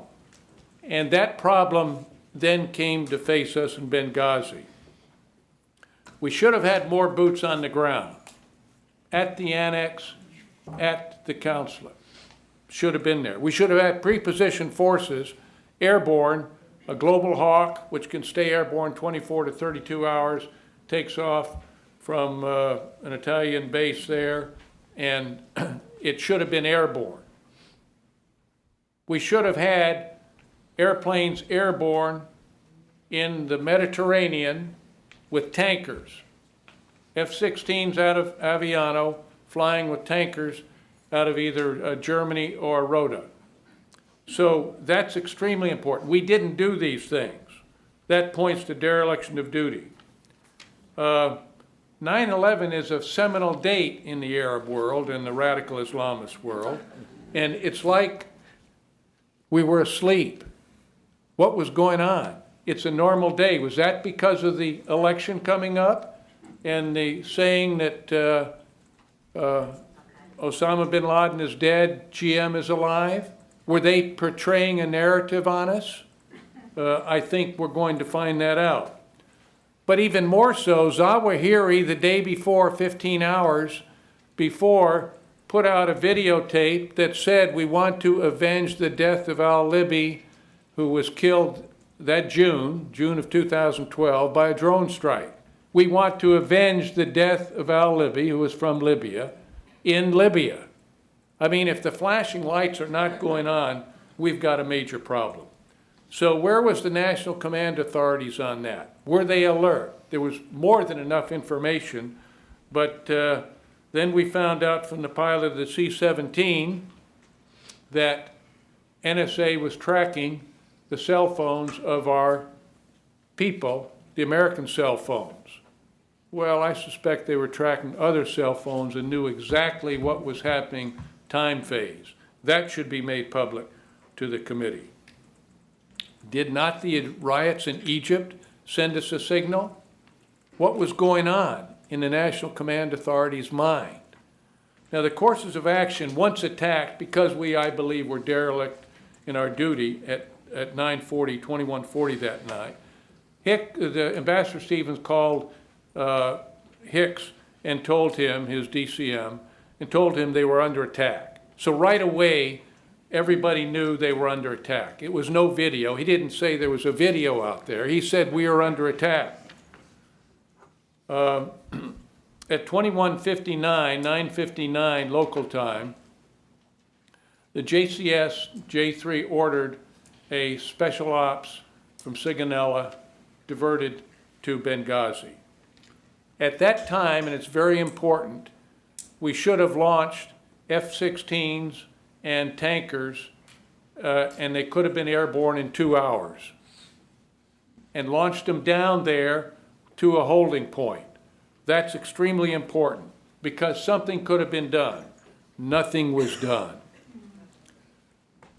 Now, because that happened, the FEST, as was mentioned earlier by Jerry and Dan, the Foreign Emergency Support Team, can you believe this, was up in Croatia. What was it doing in Croatia? Were we having riots in Croatia? So again, dereliction of duty. The Commander-in-Chief met with the Secretary of Defense and the Chairman of the Joint Chiefs of Staff an hour later, an hour 20 from the attack time. And the interesting thing was that Secretary Panetta, who I have great respect for, and Carter Ham and Martin Dempsey said they could not put forces at risk because they didn't have good SA. Understand? You can put it down. I'm talking. The F-16s, could have been launched. It's very important that people get this sequence. We did nothing. And only the president can give cross-border authority. Why hasn't the mainstream media asked this question? Thank you, General. Tough job being a timekeeper. Okay. So we let me just say, joined by. let me say, sorry, Dan, in summary, we have 2 secretaries of state, 2 CIA directors, 2 secretaries of defense, 2 chairmen of the Joint Chiefs of Staff, 1 attorney general, 1 FBI director, plus 3 NSC directors, all involved in the cover-up. Watergate was limited to the Oval Office. Benghazi cuts across State Department, CIA, DOD, Justice, FBI, NSC, the President, the Vice President. The American people must know the truth. The future of this great nation depends on the truth. Thank you very much. God bless.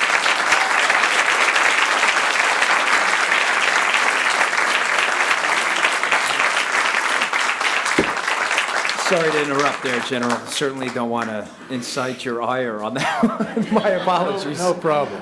Joe DeGenova just joined us. A quick bio on Joe, and then a reminder also as well. Joe is a founding partner of DeGenova and Tunsing, a former U.S. Attorney for the District of Columbia, former Chief Counsel and Staff Director of the U.S. Senate Rules Committee, and a former independent counsel, also a former Special Counsel to the U.S. House of Representatives, and a frequent contributor on WMAL as well. Thank you, Joe. And another reminder, BenghaziCoalition.org is the website if you'd like additional information. And if you would like to email us questions, again, it is speaker@heritage.org for those watching online. Joe, the floor is yours. Thank you very much. Thank you all for being here at the beginning of a long journey, a journey that should have happened a long time ago, but was stopped by incompetent leadership in the House of Representatives and incompetent chairman in the House of Representatives. I'm going to say some things today. That will not sit well with a lot of people on Capitol Hill, particularly Republicans. But let me just say this from the outset. I'm a Republican, and I don't like the way we've performed as Republicans in the House of Representatives on Benghazi.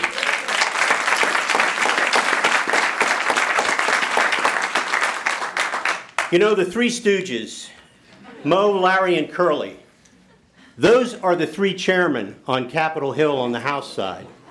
And what they did is an abomination.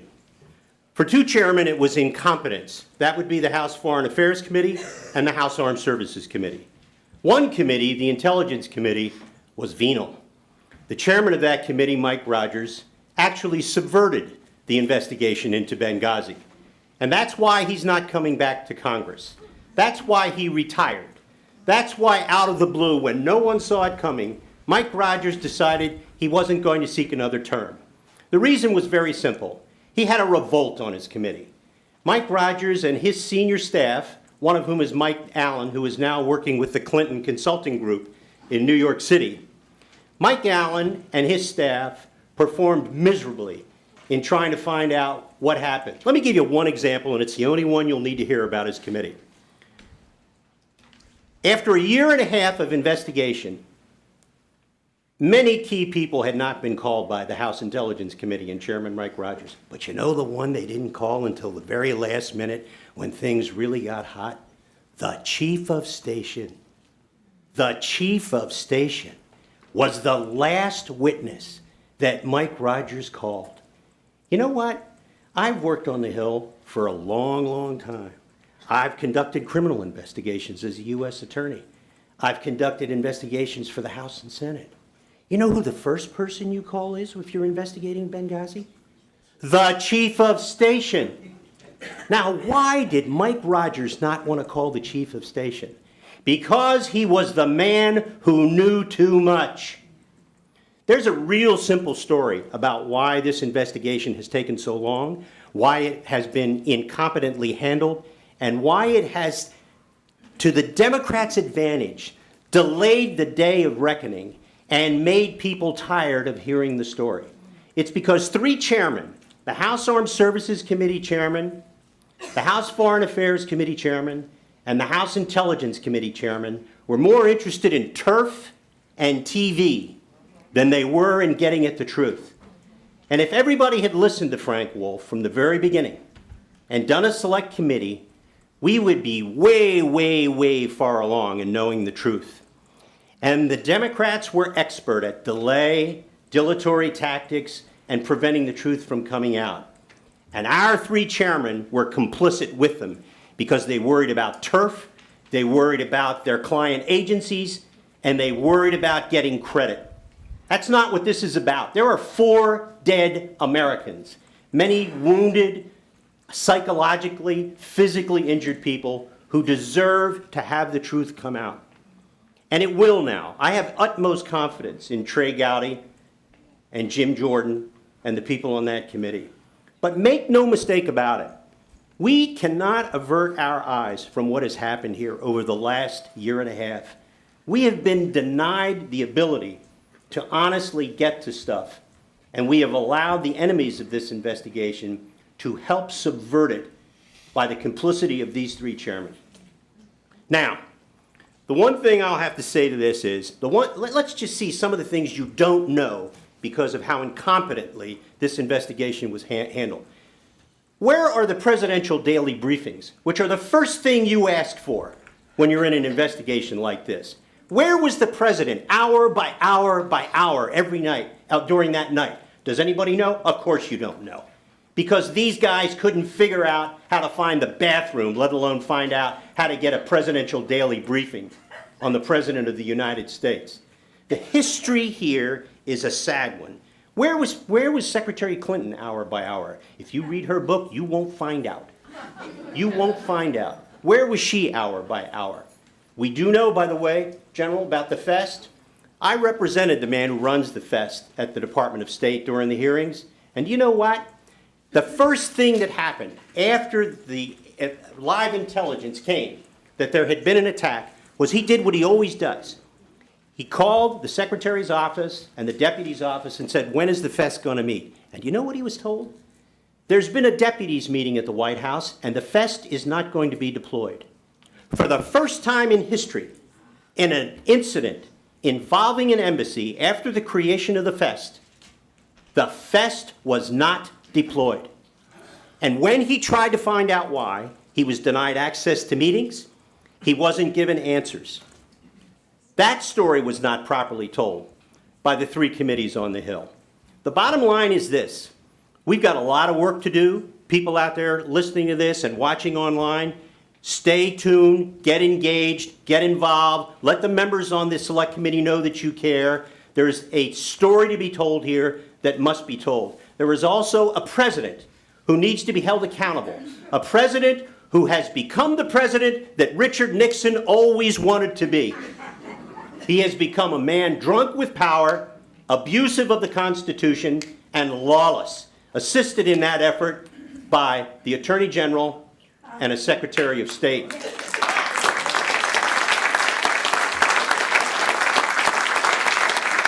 And also by a CIA which cared more about protecting the president than protecting former CIA employees and current CIA employees under duress on the ground in Benghazi. Thank you, Joe. I think you can see, folks, between General Boykin, General McInerney, and Mr. DeGeneva, there's a lot of emotion in this. This isn't simply some academic issue here. We're not going through the mechanics here. A lot of people are deeply emotionally involved in this. A lot of these men have served and have been willing to put their skin on the line for this country and just want those families to have some answers. Again, just some quick housekeeping. If you'd like to send a question, it's speaker@heritage.org, and the website for the coalition, if you'd like more information, BenghaziCoalition.org, BenghaziCoalition.org. As a reminder, this part of the program runs through 3:05. There's another panel after this. We'll take a hard 10-minute break at 3:05, and then we'll get right back into the third panel. But let's get into Q&A now. And just to clarify in the Q&A, just remain seated and let the microphone come to you if you have a question. We'll take questions now. You don't have to get up and go to it. So.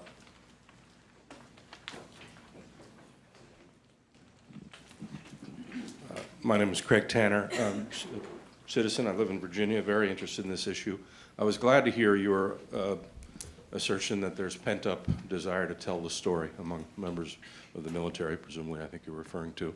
I gather that they have restraints on them, non-disclosures, perhaps orders that ultimately are passed down by what we always believed was a strength of this country, which was a civilian commander-in-chief, but he's a political actor. What is it that will release the restraint so that pent-up information, that people that were told to do things that were against their instincts and against what they knew was best for the people involved, what will release that? Is it the subpoena that keeps their career, for instance, from being endangered when they speak the truth? How do those people get released and get a sense that they're able to talk? Well, I think the subpoenas will start. I think also groups like this at the grassroots level starting to spread throughout this country that we need the truth because they want to tell it. Now, what they have done is they have abused the system. There was a covert operation going on with the CIA at the annex. And Claire mentioned it, weapons going into Turkey, then going into Syria. It's going to turn out that they were getting in the hand of jihadists, probably ISIS people. And so they've sworn them to secrecy through the non-disclosure agreement. And it's very simple. They've got them under polys, a whole host of things. And so that threat of their livelihood is what's holding it. But that's going to come loose. That's going to come loose. And like that C-17 pilot, you're starting to see it. And it is going to come loose. And if we had a mainstream media in this country that was worth anything, it would come. But they are as corrupt as the government is. And that's the danger. The American people want to know the answer, and there are a lot of people out there. Where Watergate was tightly controlled, every national military command center, places like you saw C-17 pilots, people involved, the 33 people that survived and came out alive, plus the 2 wounded. I mean, they're going to talk, and they should be subpoenaed. And America will find out, and America is going to be absolutely outraged that we were lied to by an administration. But it was more than just the Oval Office. It cuts across something this nation has never seen before, and it must be brought to the public's attention. Anyone else have anything to add? Joe, from a legal perspective on the subpoena? Well, as you know, another thing about the other 3 committees, they didn't start to use subpoenas until almost a year into the process. They were sending letters requesting information. Abysmal process. And then they wondered why the administration was, in fact, so resistant. So the subpoenas people won't have any choice. By the way, Hillary says she hasn't decided whether or not she's going to participate. If she gets a subpoena, she'll decide. She'll decide. Actually, she won't decide. Somebody else will. General? All right. Next question? Got one over there. The underlying problem to me seems to be the media. Except for Fox News, no one else is covering this with the aggression that they covered Watergate back in that day. Do we need,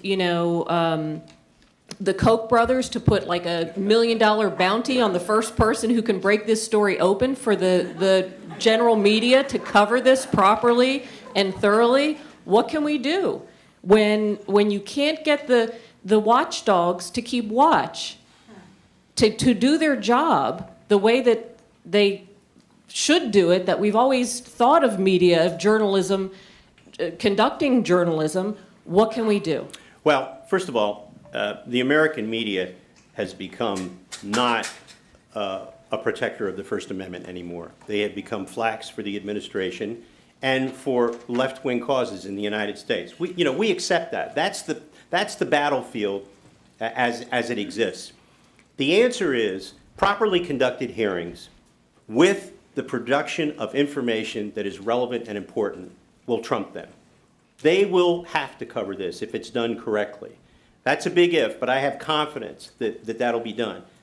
The point is that you can't do anything about the mirror. You're not going to change them. The facts will have to change the story, and that is what needs to happen. And that will happen when we get an hour by hour for the President of the United States. I'd just like to add on that as well, that I think we need to understand some of the folks, and I know Joe, who's spoken to many who've been involved and have information about this, that it's not that they're not speaking out because they don't want to speak out. I think everybody's emphasized that. A lot of these folks, these men and women, are worried about how to put oatmeal on the table in the morning for their kids. I mean, just put yourself in their shoes. You have information. Your pension's threatened. Your livelihood's threatened. Your very freedom in some cases, as we saw with the Border Patrol incidents, threatened for taking a picture with a cell phone of these facilities. We all have to understand that doesn't excuse it. I think that what that flag represents is more important, and this is now the time for those brave souls to stand up. I know what it's like to walk away, and it's not easy. It takes about 2 or 3 years before you completely decondition yourself to the environment you were in. So I think that's one of the reasons, and it's up to those folks in the media that are interested in the story, whether it be Fox News or online outlets, to go seek those people out and make it safe. But it's also, people have got to remember, in the military, we swore to uphold the Constitution against all enemies, foreign and domestic. You have civilian leadership over you. We accept the role of civilian leadership, but not if it violates the Constitution. And that's the problem. And the generals have got, and admirals have got to realize that they have sworn to uphold the Constitution. It's not civilian leadership, because we saw that at Nuremberg. That's what they tried to use. It didn't work at Nuremberg, and it won't work here. All right. Anyone? Yeah. At the end of this, who goes to jail? I mean, if it all comes together and justice is discovered, I mean, does it end with the administration? Because it seemed like with the Clintons, whatever they did, it ended with the Clinton administration. You move on the Bush administration. And now we've had the Obama administration. It's like the worst nightmare possible. So do people actually go to jail? Because it just seems like both sides, the Republican incompetence or the administration, whatever anyway, previous speakers that we've heard have influenced the administration, but who actually pays the price for this usurpation of our constitutional system? Don't hold your breath on anybody going to jail over Benghazi, because when you have a Justice Department like the one we have now, which is disengaged and totally politicized, regrettably, just look at the IRS investigation if you need any further proof. That's not what's going to happen here. If the hearings bring out the facts that arouse the public, the punishment will be political. It will be historical. It will be the record. It will be the humiliation of people who should have done more and didn't. And I tell you, I expected this from the president. I expected it from Hillary Clinton. I expected it from some of the higher-ups like Donnellan and Brennan and people like that. But you know who I didn't expect it from? Panetta. Panetta had been here long enough, and he had friends on both sides of the aisle. Why did he sell his soul on this story? Why did Panetta do that? This card is for October 25th. It's the OSS Society. They're going to give Panetta the OSS William Donovan Award. You know what? You know what? I want picketers outside that hotel that night, a mile long, about why he shouldn't get it. Because Panetta is no Bill Donovan.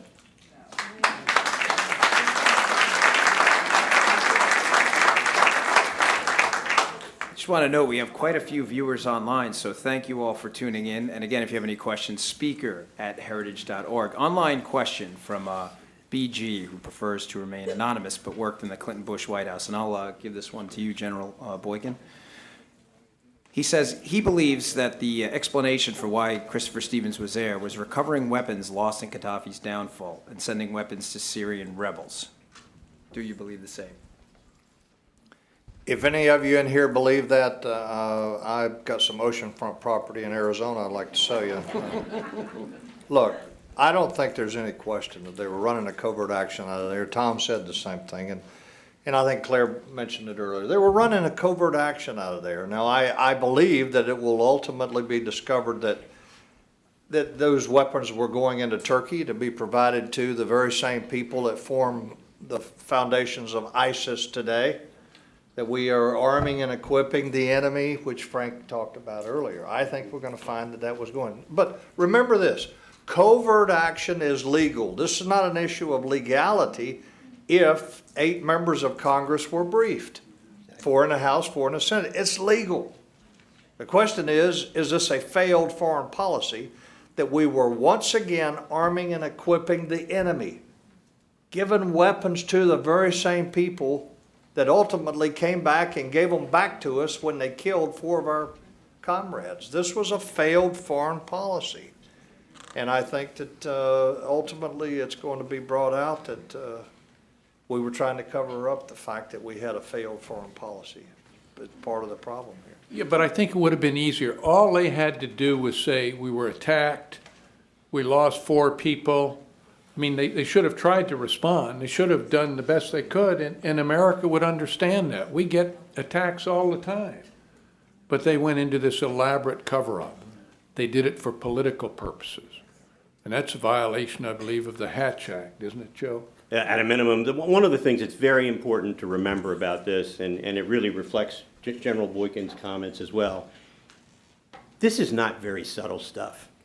This administration has adopted a public policy of lying as a part of public policy, consistently, repeatedly, on almost every subject, whether it's military, intelligence. Remember the leaks to the New York Times about how the president was sitting there solitarily in the middle of late on a Friday afternoon with his list of targets to be killed by drones, among whom were Americans. Whether or not you agree with that doesn't matter. But look at the use of the media to paint a picture of the solitary executive engaged in the most difficult and time-consuming tasks.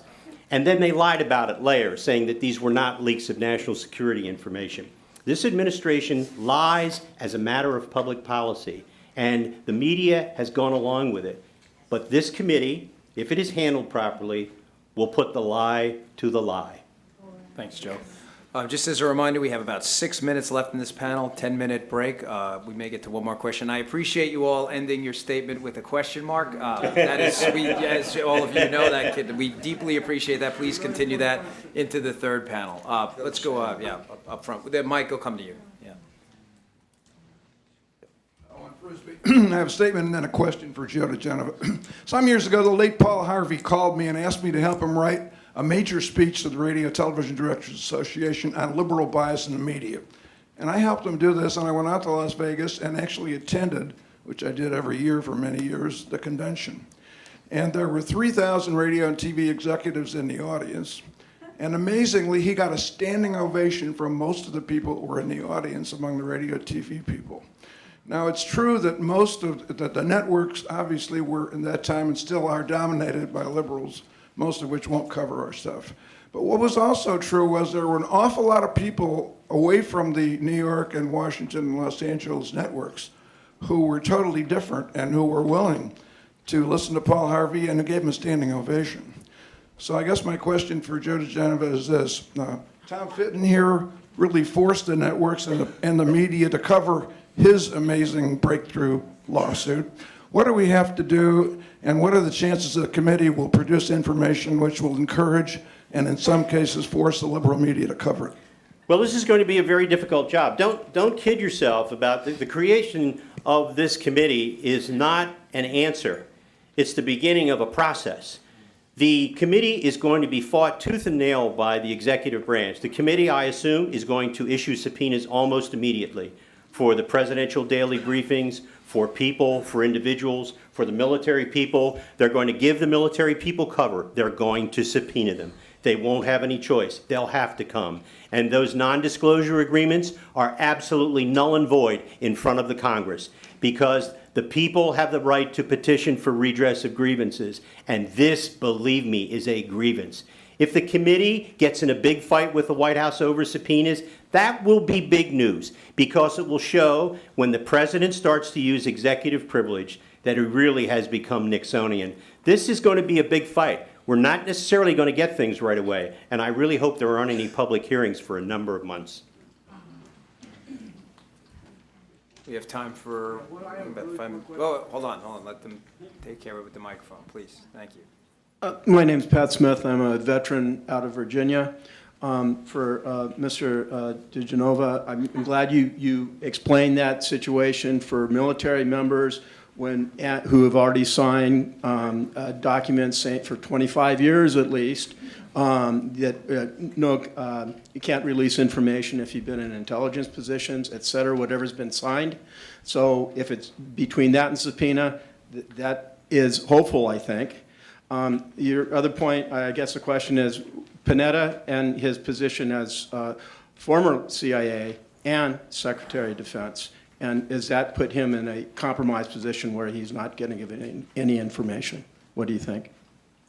You mean during the process of the event that night? Not that night, but the history of his position and his turf responsibility for CIA, because CIA is also just a big black hole. Yeah, no, let me just tell you something. Everybody knew what was going on that night. The question was who had balls when the night was over.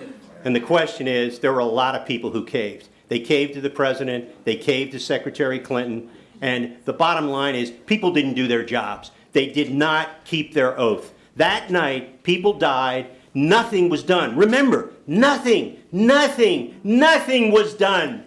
Nothing was done that night. These people actually went home and went to bed in this administration.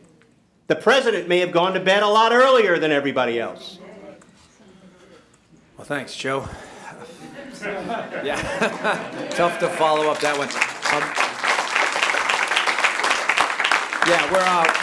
We don't have enough time for a final question, so I just want to close again by thanking everyone. Again, we're going to take a hard 10-minute break before the third panel. And remember what they said. Before, during, and after, answer those two questions. Who made up the video line, and where was the President of the United States? See you in 10 minutes.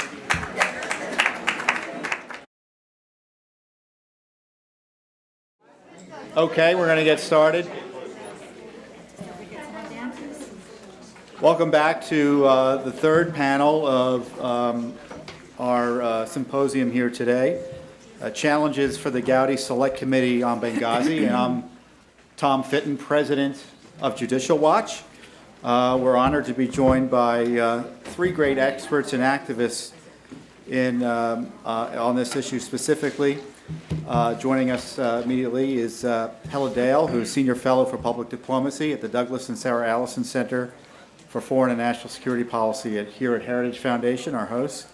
Her work focuses on U.S. government's institutions and programs for strategic outreach to the public of foreign countries as well, more traditional diplomacy. You may have read her in the newspaper. She's had a foreign affairs column regularly since 1995. Also joining us is the better half of DeGeneva and Tenzing, Victoria Tenzing.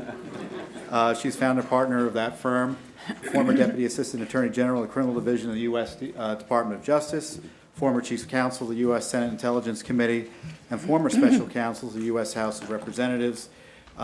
She is a widely known expert on whistleblowing matters, and specifically she represents the whistleblower in Benghazi, Mr. Greg Hicks. Also joining us is investigative reporter, author, activist, and author of the new book, Benghazi, Dark Forces, The Truth About What Happens at Benghazi. And Ken has been around as an expert in an expert in what an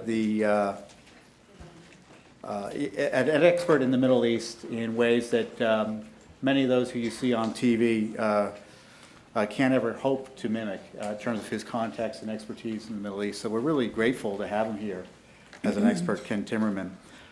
We are here to talk about what we can expect from the Gowdy Committee and what we should do. And I'm concerned.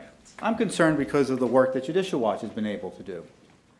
And I see an institution at Congress that is completely hapless in the area of government oversight.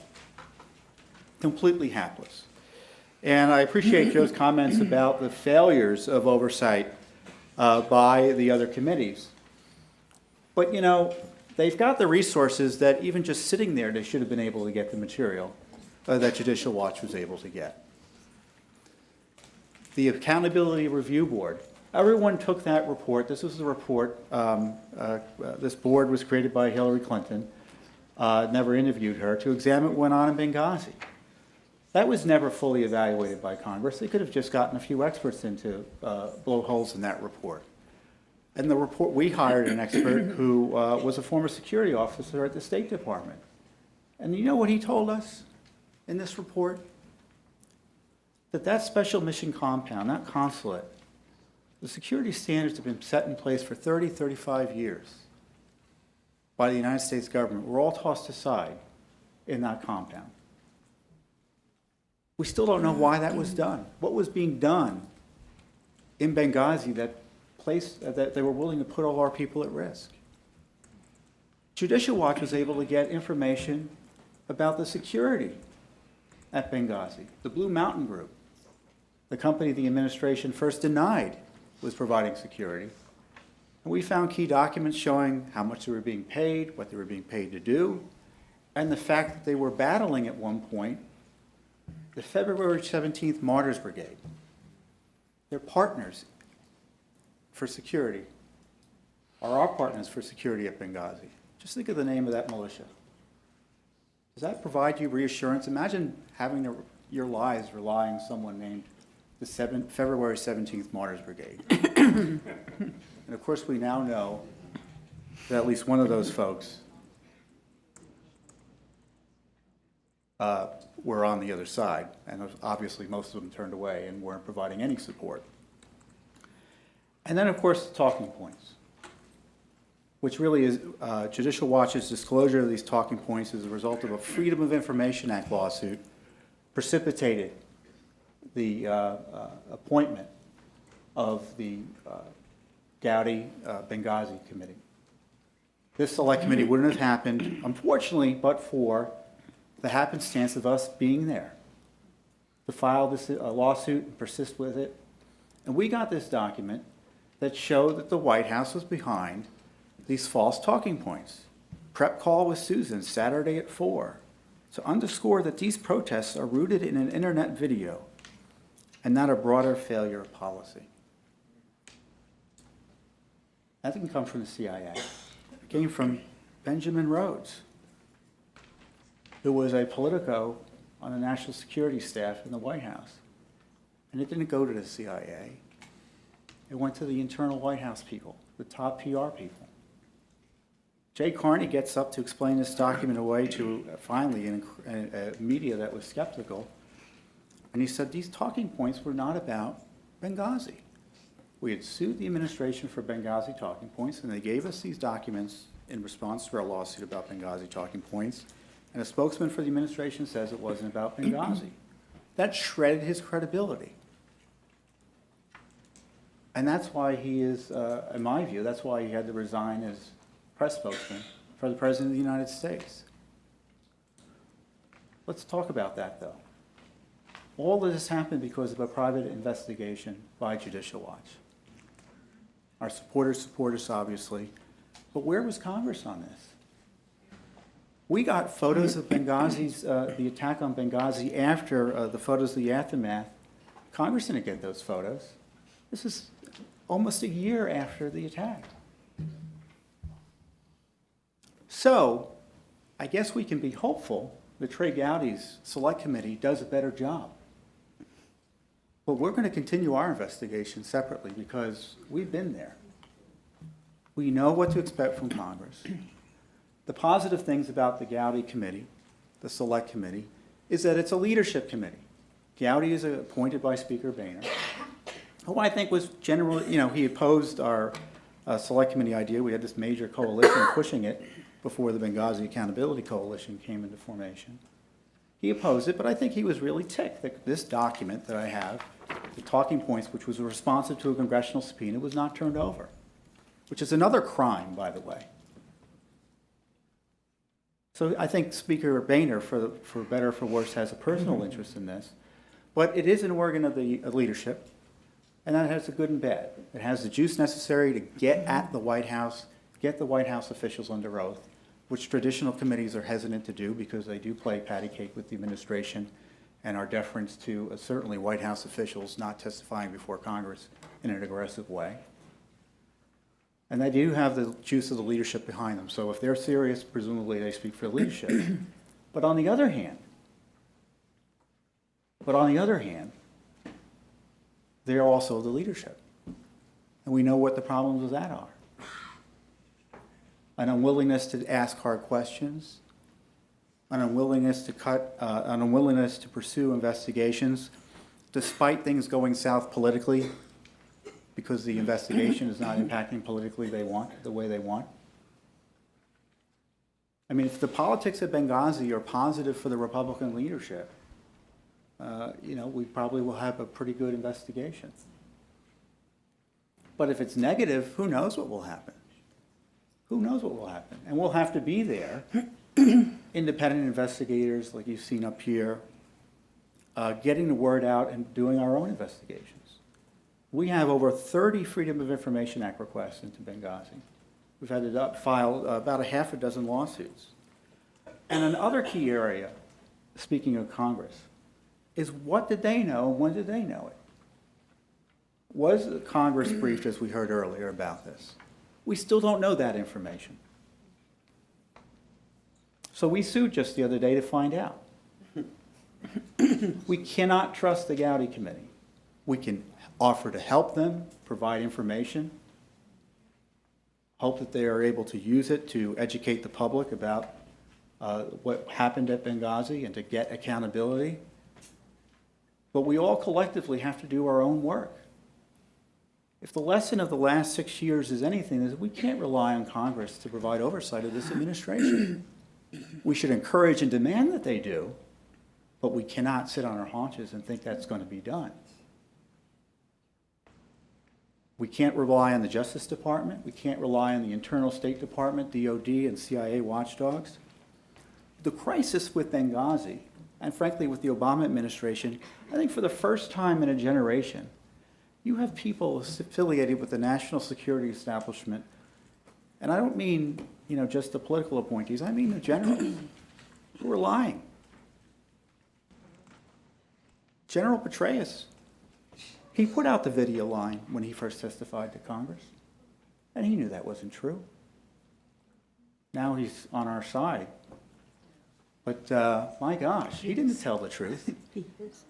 Well, Petraeus now believes that, there was something other than a video behind it, but that's not what he initially said. So when you have the leadership of the folks that we are expecting to provide this leadership, the ones that we are hopeful would stand tall, not standing tall, we have a real crisis. And that's why we're pleased to be able to do what we do at Judicial Watch. And that's why we work so hard with others, because we can't do it alone. We can't do it alone. So we need to focus on Benghazi, focus on the committee, and for the first time, and this is the positive thing as a result of the impaneling of the Select Committee.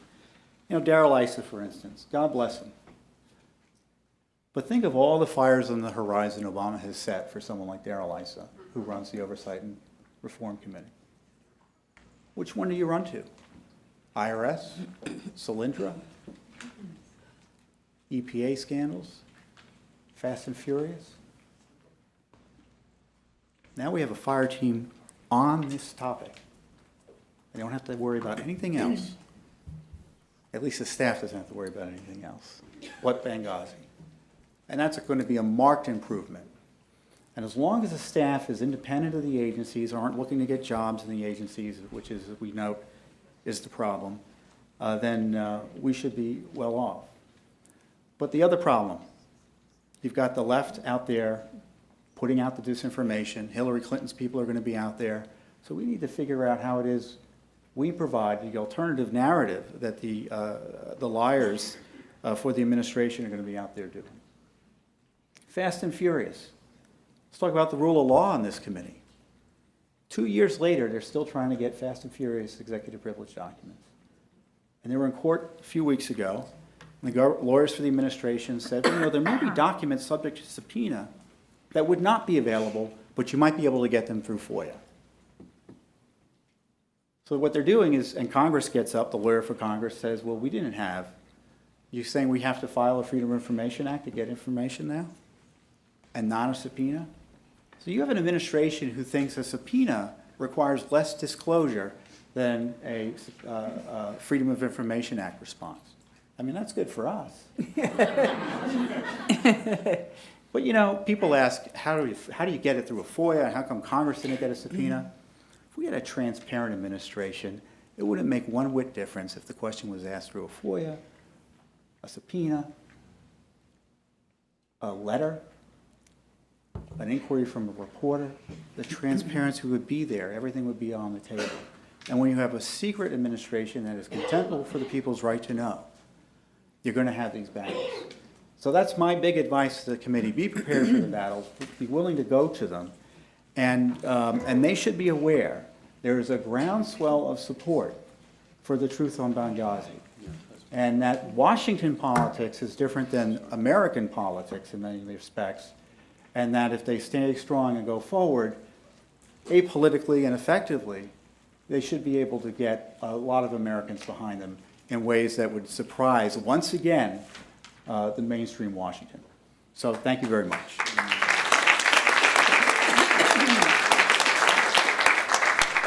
So I'll turn it over to Helen Dale, who will give us her presentation on behalf of Heritage Foundation. Well, thank you, yes. I'm Helle Dale, as you mentioned. I'm the Senior Fellow for Public Diplomacy here at Heritage Public Diplomacy Studies. And I'm here for two reasons. One is that my boss, James Carafano, got ill and couldn't join you today. I know he would have wished to be here. He is much more of a military expert than I am.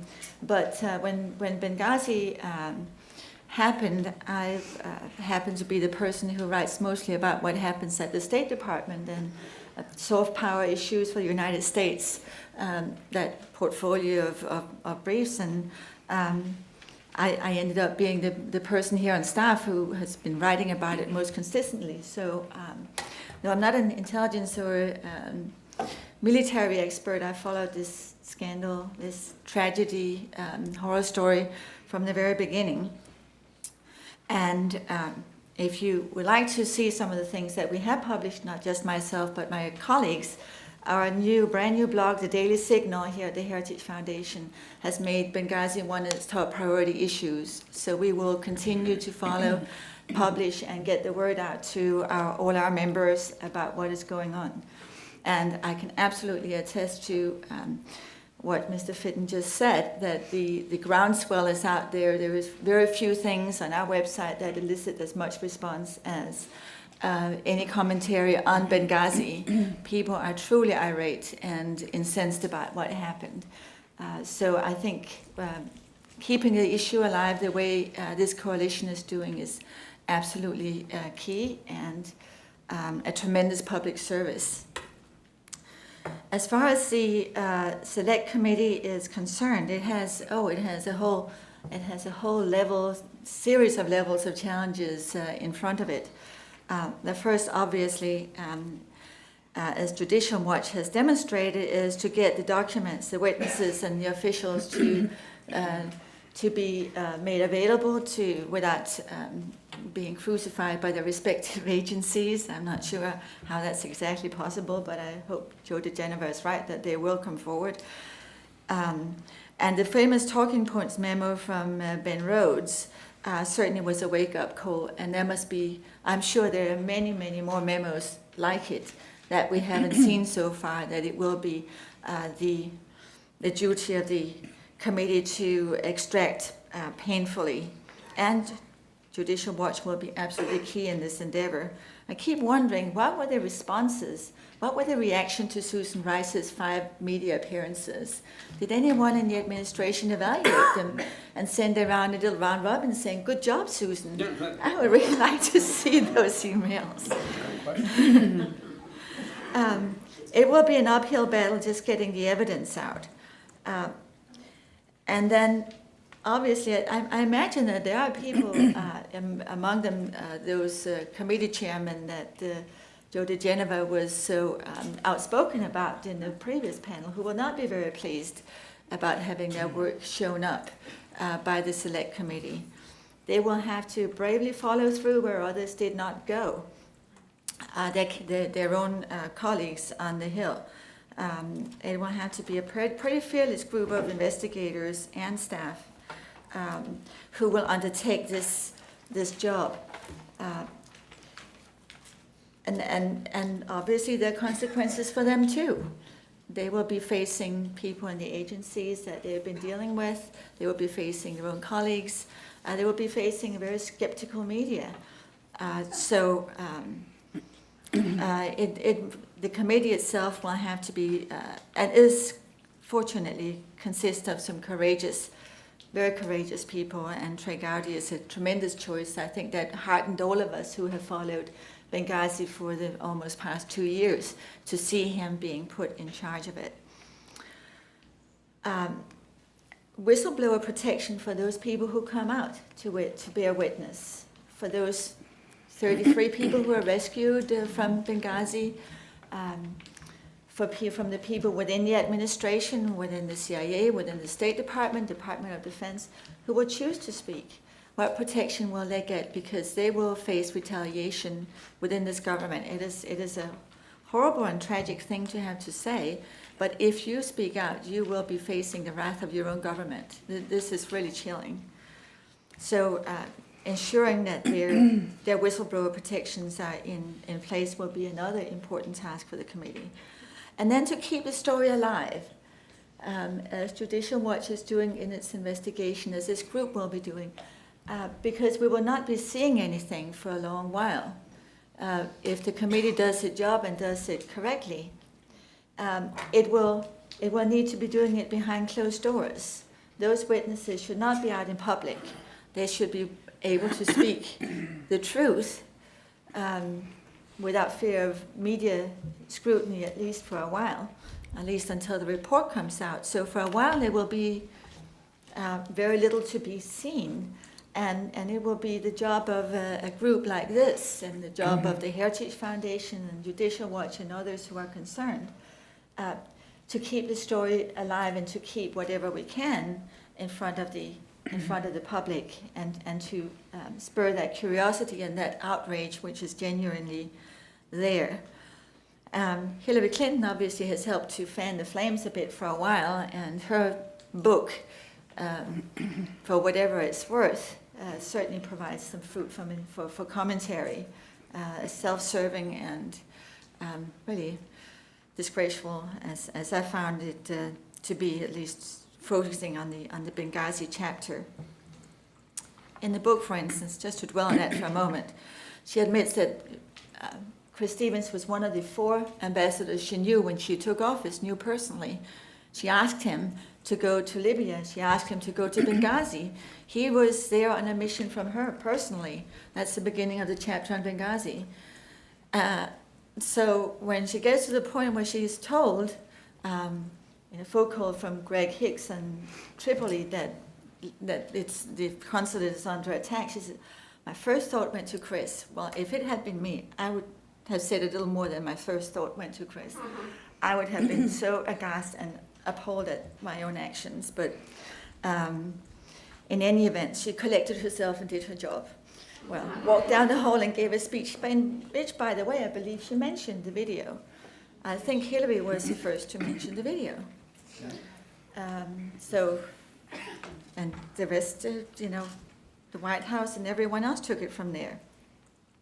And then I just sincerely hope that the committee, and I'm sure it will because it has very experienced prosecutors, Trey Gowdy, of course, most of all, will go to the people who are on the ground and talk to them first. They have to be the first witnesses because they know what happened. They will tell the truth. From there on, you start building a case up to the people who then later on started spreading what was not the truth. But then you have the evidence lined up, and you can go back and you can force them to admit what they're putting out is not factual. So with that, my little round robin of challenges for the committee. Thank you, Helen.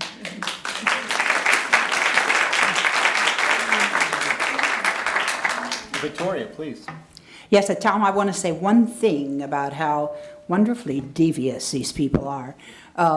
Your comment about Petraeus, and I blinked, he's on our side.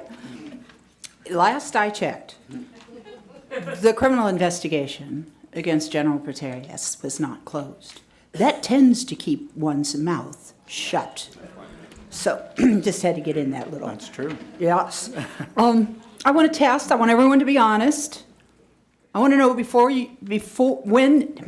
when the hearings were over, which were about 6 months ago. We don't count the Intel one with Morrell. But about 6 months ago, I think we had our last hearing. It was before the first of this year. Who knew what decision had been made about the fest? Did anyone in here, in this room, know that the fest was told that they couldn't meet? How many people knew that? Just not very many, not very many. Who knew, when the hearings were over, what the number of security personnel were in, he keeps cheating. How many people were assigned to security at the agency, or at the embassy in Libya? Anyone know? 38. How many were assigned on 9/11? Anyone know? 9. That's why there were only 2 available to go with Chris Stevens. Does anyone know why Chris Stevens was in Benghazi? Did you know that at the end of the hearings? Why he was there at the time he was there? September? Now, I'll tell you, because the day he was sworn in, Secretary Clinton called him into her office and said, I want you to make this a priority. I want Benghazi to be a permanent post. And so when Greg Hicks arrived the end of July, because Chris had just gotten there the end of May, so it wasn't very long, it's his first question to Chris was, what's with Benghazi? And Chris said, I have to travel in August. I haven't had time. When I get back in September, I'll do it. And why did he have to do it in September? Why? Because it was the end of the fiscal year, and he had to make a report back whether it was doable, because if it was doable, they had to ask for money before the end of the fiscal year. And the ARB said that he went there independently of Washington. But all these things were testified to during the hearings. So I asked the question, if a tree falls in the forest and no one is around to hear it, does it make a sound? Because those hearings didn't make much of a sound. You all didn't know, and you're people that are well-versed and keep up on it, you're interested in the issue, and you don't know these very important facts. And I say, in the challenge for the committee, we have to examine some of the process that they used in those various committees vying with each other. First of all, the hearings were not controlled, and I'll tell you, ISA's staff tried to control them more than anyone. But Greg Hicks was testifying, very powerful testimony, and he was talking about what happened to him when he got back to the State Department and how terribly they were treating him.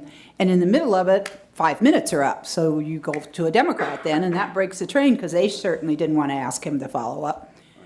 It took 6 more members before we could get somebody to ask him to follow up on what he was testifying about. Somebody had to be banged over the head because they wanted to ask the results of Chris Stevens' autopsy. I mean, you got it. You know, it's just pathetic. I was going crazy during that time. There was no control, and it wasn't. You know, a chairman can just do so much control. The press office was lousy. Let me give you an example of that. I got a call from a reporter, a very sympathetic reporter, and he had just received a memo from the ISA committee, and it said, because you were one of our very favorite reporters, we're going to share this information with you. Now, I mean, what an insult. How unsophisticated. And except for the gang of 3, Jason Chaffetz, and you know who the other 2 are, Trey Gowdy and Jim Jordan, the messaging stunk. Oh my God. Because there was no criteria for the day. There was no agreed upon message. So let me give you a motto for these hearings, because their biggest challenge is going to be getting the message out and doing it with a sophisticated press office. This is not a court of law. It is a court of public opinion. I'm not worried about the lawyering. Trey Gowdy and Jim Jordan, if they were just the only 2 members of the committee, they can take care of the cross-examination and the questioning. They are marvelous. But unless those facts get out at a hearing, unless they get published, and that tree's fallen and nobody's going to hear about it. And there are sophisticated ways to do that. There are reporters in the mainstream media who could be and were interested in this subject. Somebody should have been pursuing Lisa Myers of NBC. Some people did give Cheryl Atkinson's things, but it wasn't from the committees, I can tell you that. Lara Lowe, how come they're all women? How about that? The women have the tough stuff here with the press. But this committee must find a way to get a professional press office on board. People who understand how it works both ways. You set up a situation with a reporter and give the reporter information. The reporter gives you information. That's kind of the way it works. Prepare talking points when it's necessary. There's a vacuum right now. There's a vacuum right now. And on my way over, I get an article of an interview with Elijah Cummings, the Democrat, and he's now calling it a witch hunt. Volley out there, right? What's the committee going to do in response? The Democrats know there is a gap. There is something that's, this vacuum going on, and they're going to fill it. And they're going to fill it with how they want to see this whole organization, this whole committee run. So talking points have to be prepared even when there's something going on, a committee's going on, and all the members have got to agree to use them and to use powerful words. And I'll close with just this story. Over this last Sunday, there was a sophisticated, pretty well-respected Republican congressman on the Sunday show, and the issue was immigration. And he was trying to explain to the questioner, well, we don't quite trust the president because we have things, if we negotiate and put things in the law, and here's what he said, he'll waive the law. Waive the law? That sounds legal. That sounds kosher. They don't know how to say he's violating the law, he's breaking the law. So Republicans have got to learn how to use strong language. We don't say, dear Mitch McConnell, we love you and adore you, but we don't say my good friends on the other side of the aisle when Harry Reid is saying those damn Republicans, right? So I'll close with, that wonderful song, Why Can't the English Learn How to Speak? And let's change it to, can we teach the Republicans how to speak? Thank you, Victoria.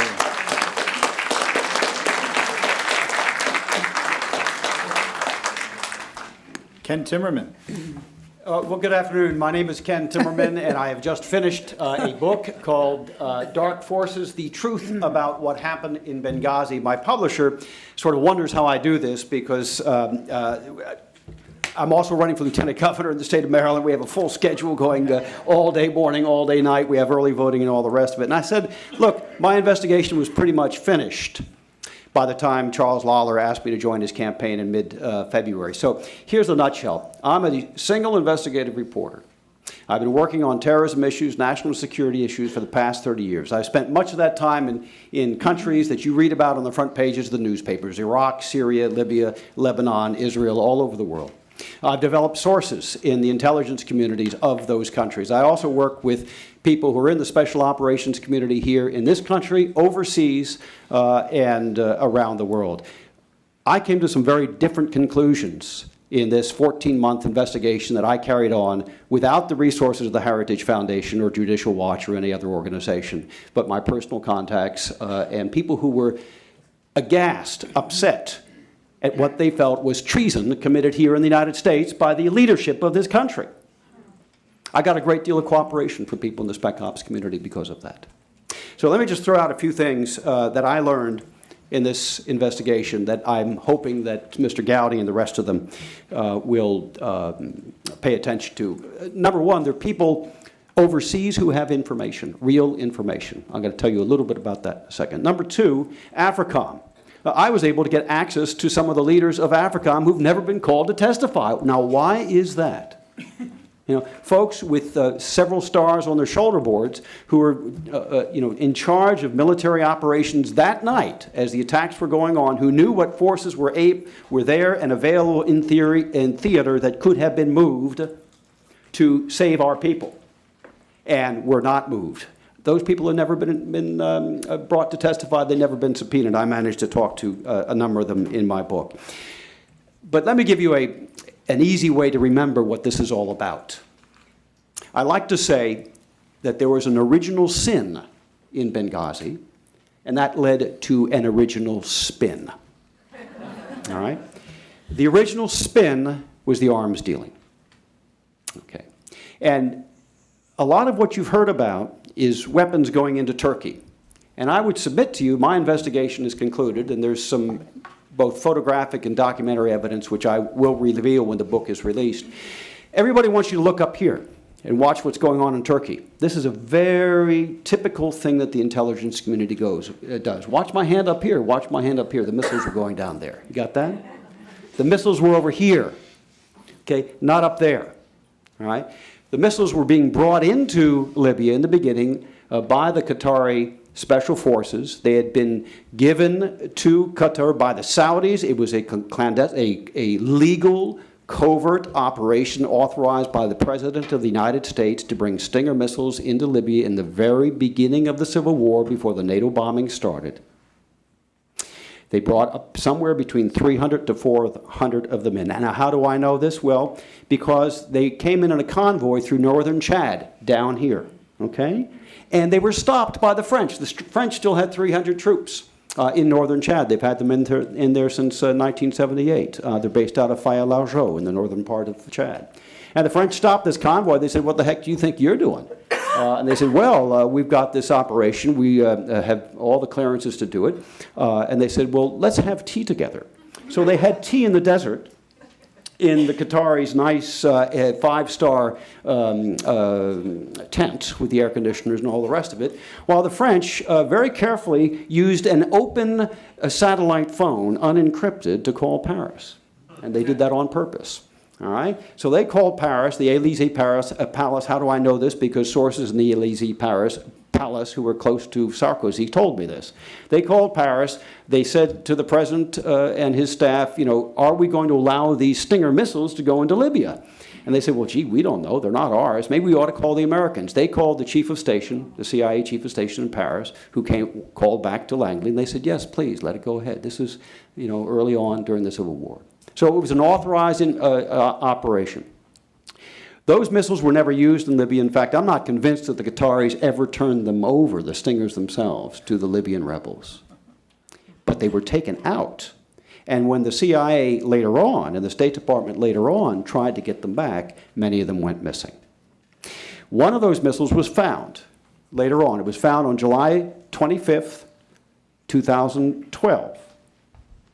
In other words, a couple months before Chris Stevens was killed. And it was found in Afghanistan when a Taliban guerrilla fighter fired it against a Chinook helicopter carrying American special forces in Afghanistan. Now, luckily, the missile didn't go off. And the Taliban didn't quite understand that, and the pilot was pretty damn good. He hard landed his helicopter. The guys all jumped out, and someone else took care of the Taliban on the hillside. They went back where they came from. When they did the investigation, they found a fragment of the missile in the nacelle, in the engine nacelle of that helicopter, and it had a serial number on it. It had a serial number. That serial number tracked back to a lot of Stinger missiles that had been signed out by the CIA and transferred, we believe, my sources believe, to the Saudis who gave them to the Qataris. All right. That's the first original sin. The second original sin was going on concurrently, and that was actually taking surface-to-air missiles out of Gaddafi's arsenal that went loose. There were about 2,500 that we supposedly were never able to recover. I found in Dark Forces, and I described this, there's a very telltale sign of these missiles that allows you to identify them. 400 of them went down through Agadez. Remember, we're supposed to look up here. We're looking up here. They went down here. Okay, Agadez is in Niger. Okay, it's south of Libya. They went down to the arms market in Agadez and then out to jihadi groups. The Israelis found some of them in Sudan. They had to bomb several warehouses. Okay, that's what was going on. They also made their way to jihadi groups around the world. There were 800 in total. John Brennan knew about it. U.S. Predator drones had eyes on those missiles. People were asking, why don't we take them out as they're going out of Libya down to the south? And they were told, it's none of your business. So I would hope that the Gowdy panel would take a look at some of these avenues that have not yet been explored. There's another one that's tremendously important. And I don't have time to go into too much detail about it here today. But it involves the Iranian involvement. Involvement in Benghazi. I learned during that Civil War early on, I had friends who were contractors in Benghazi. They were sending me emails. Ken, you know, the Iranians are all over the place. They're spreading money around and this and telling me things that they were doing. It turns out, and I have this from Iranian sources who were plugged into the intelligence community in Iran itself. They sent a two-star general to Benghazi to run the operation. There is no way the mortars would have killed Ty Woods and Glenn Doherty at the Annex if it hadn't been done by professional mortarmen, and there were none in Libya. They were Iranians. This was a state-sponsored terrorist or operation, and that's what Trey Gowdy needs to be looking at. Now, in conclusion, here's why this is such a scandal. At the same time, they knew that. Hillary Clinton knows this. Okay? Leon Panetta knows this. Barack Obama knows this, and yet what do? They start negotiating with the Iranians over their nuclear weapons program. And they start making concessions to the Iranians. They knew that the Iranians killed our people in Libya. They knew that the Iranians were sending IEDs into Afghanistan to kill our soldiers. And what do? Now they're going to bring Iran into Iraq to solve the problem there. So this is a political scandal, an original sin that led to the original spin of that ridiculous internet or YouTube movie that nobody saw, which, as we all know, is just a trumped-up story made up out of whole cloth. So thank you very much.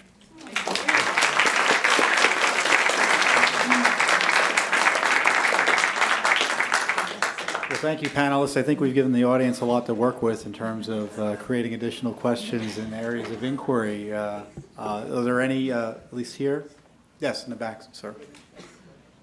We'll get a microphone over to you. Wait for one moment for the microphone so they can hear you on the internet. Pass that over, please. It's a very quick question. My name is Alexis Savchenko, representing here myself. Why would Iranians help Sunni jihadis since they hate each other? Why would Iranians help Sunni jihadis? Because they hated each other. This is a notion that the CIA has fallen prey to for a number of years. Thankfully, they've gotten out of it recently, as they have seen the evidence, especially in Afghanistan, where the Iranians are helping the Taliban all the time. Let me put it this way to you. On Monday, the Sunnis and the Shias kill each other. On Tuesday, a Jew walks into the room and they get together and they kill the Jew together. On Wednesday, they go back to kill each other. On Thursday, the Americans land with a helicopter and the Sunnis and the Shias get together and they blow up the Americans. All right? That's a kind of crude way of putting it, but that's what's been going on forever. I was the lead outside investigator in the 9/11 Iran case. We won a $6 billion judgment in a New York court of law in December of 2011 against the Islamic Republic of Iran for their involvement in the 9/11 attacks against America. Why did they do it? Because they could. Because their goal is to kill Americans. That's what they really want to do, and to destroy the United States of America. And if it means that they have to work with Al-Qaeda, they'll do that. And they'll kill them the next day if they feel like it, or if they have the opportunity, but they'll use them in the meantime. We make a huge mistake in this country underestimating the evil, the intentions, and the capabilities of the Islamic Republic of Iran. Thank you. A question to from the internet, from Lee in Missouri. Based on the time that would have been needed to deploy relief to Benghazi, is it correct to say that the defensive standing of a typical American military base is worse than that of Pearl Harbor on December 6, 1941? My understanding, and I've talked to a pilot who was in the area, I won't say any more because I don't want to out him, but because he still has a job, is that they could have gotten there. They could have done a flyover. My client, Greg Hicks, has always said they begged for a flyover because that would have dispersed the crowd. It wouldn't have saved Chris's life, or Sean Smith's, but it would have saved Ty's. And I'm confused about who. Glenn Doherty. Glenn Doherty and Ty. It would have saved their lives. Actually, I've looked at that quite a bit. And first of all, I think we could have saved the ambassador and Sean Smith. I think there's no doubt in my mind whatsoever that they had a fighting chance because Ty Woods was there at the Annex. The Annex, folks, was 5 minutes away. It was right next door. It was as close as the Russell office building is to here. No, but Okay? you could have Just gotten a about. plane there in 5 minutes. You didn't need a plane. They could have saddled up. And they were saddling up. Ty Woods was saddling up. He was getting his stuff, his weapons, and his kit. He had 6 guys all together. They were ready to go within 2 minutes of the first warning. And the CIA station chief, the chief of base in Benghazi, says, no, stand down. And he told them to stand down 3 times for about 25 minutes. Let me add to that, too, because Greg Hicks has always been saying, we need to be trained more in using firearms. If Chris had had a firearm, he could have gone to the top and shot. But they had no training or capability to do that, which is most unfortunate. And also, all the people who were guarding him, they didn't even have their own weapons. And those people who do firearms understand and appreciate that that is a difficulty. Why? Because they had quit running government flights from the embassy to Benghazi, and they could only go commercial, and they couldn't take their firearms, so they had to use other firearms. Pearl Harbor, they weren't relying on militia to protect them, that's for sure. You know, one of the more outrageous things in the documents that we got in that Good Friday document dump that produced the Rhodes email was reports to Susan Rice, contemporaneous with the attack. And there was a report that Ambassador Stevens was alive. At the hospital, someone using his phone had called and said he was alive. Now, they said, well, if he was alive and well, why didn't he use the phone? There could be many reasons for that. And I don't know if he was alive or not, but they had intelligence that he was. And think about that in the context that nothing was done. They took his cell phone. They knew they had info that he was alive, and they still sent no one to go and try to help. Well, Tom, let me tell you what I heard, and this was again from the AFRICOM people, and it is frankly, well, let me not qualify it because I don't want to say something I might regret, but they told me essentially we did not go to help because we were not asked. And because it was an embassy, or in this case in Benghazi, it was a consular facility. It was under the authority of the Secretary of State, and the Secretary of State had ultimate authority over it and had to not just authorize, but request military force, and she never did. That's right, despite having the intelligence that the ambassador was alive in the hospital after the attack. Unbelievable. Any other questions? Yes, in the back there, sir. Mike? The mic isn't working, but I'll repeat your question. You can go ahead and ask it. Why is the GOP so bad at messaging, 1? And 2, the Iranians, are there cells in this country where the Iranians say to us, if you don't give us Iraq, because I imagine it's an easy and long-standing acquisition for them to make a greater Persia, is that a threat they're using, or is it just the administration's incompetence? Because Iran is noticeably absent from the quote-unquote Arab winter. So, messaging? Well, my view is because they don't really believe in the messages that we would expect them to promote. I don't think. No, I don't know. They believe in the Benghazi. They do. They Well, just. Go ahead. Go ahead. No, they're just. I always liken it to this. The Republicans come from. They're small business people. They did their own business. They're very independent. And when you talk to them and say you've got to be using the same message, they each think theirs is better, and they're doing it better. And they don't want to. And if you tell them they ought to get a press person and really get some training, they're insulted. I've insulted a few. Well, my perception is they walk the walk, but they see these scandals as a way to position themselves politically to retain power, as opposed to taking their oaths of office seriously to get the info. And the politics, however much they may believe it from a topical sense or a superficial sense, they don't believe it. This is a driving force of an elected official in modern-day Washington, which is to get the government back under control.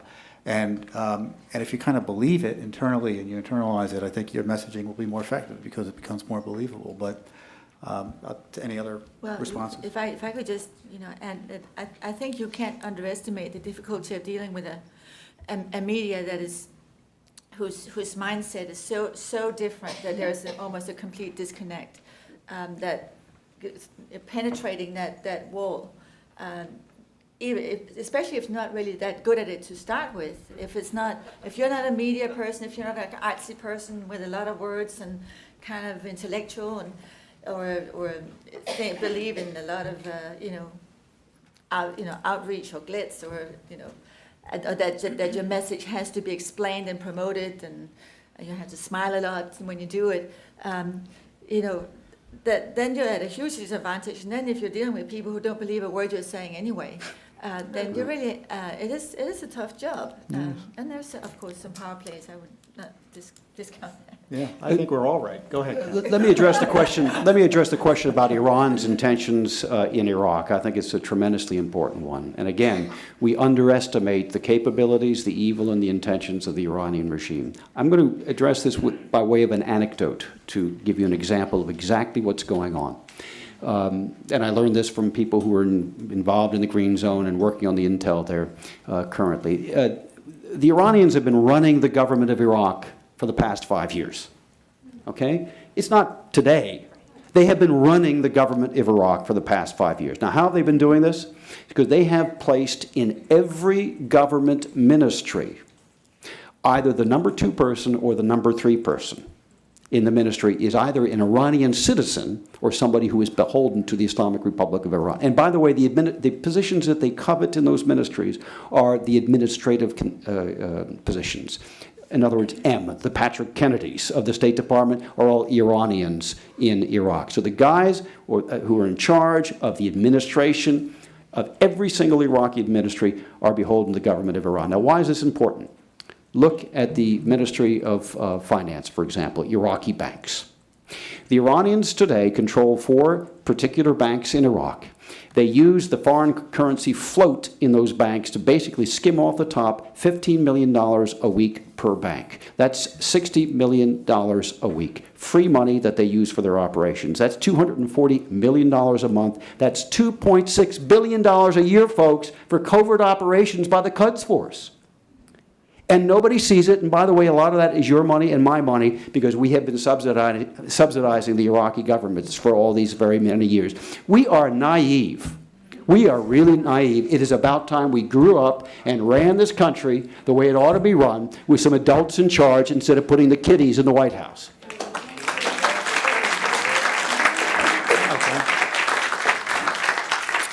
Any other questions? Andy over there. Yeah. Andy McCarthy. Ken, I want to just try to nail down some of what you're saying here, because I think it's important for us in particular, to the extent we can be a help to the committee, and as Tom points out, we want to get to the bottom of it, no matter what the committee does, that we not get out in front of what we think we know. Are you making a deduction that it must have been the Iranians based on the capability of the attackers that night? Or is there solid information that they were actually Iranians, some positive intelligence? This is not a deduction. It's hard information. I can tell you, and I lay out the story in the book in some detail. The first clue that I picked up was really this person that I knew, a contractor who was there in Benghazi during the Civil War. The second clue came from somebody who was working I can't exactly say where he was working publicly, but somebody who was working in Tripoli who had access to some of the briefings that were being given by the CIA to the country team when Ambassador Stevens was there. And I submit that if you would look at the January of 2014 Senate Intelligence Committee report in the footnotes for all the reports where they're blacked out, look at the redactions, and then substitute the word Iran. Because there were at least 50 or 60, and I think I'm being conservative, intelligence reports about Iran's involvement in Benghazi in particular, but in Libya more generally. And so everybody was aware of it. That's just part of it. It goes much further than that, Andy. The reason I know about the individuals, the 2-star general, the guy named Judaki, you're going to learn about him in the book, who was the operations guy on the ground. I learned that from the Iranians.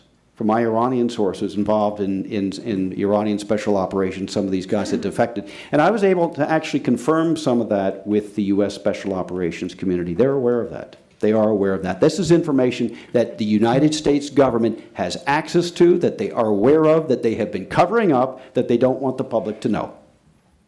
It's hard fact. Thank you. Yes, in the back corner.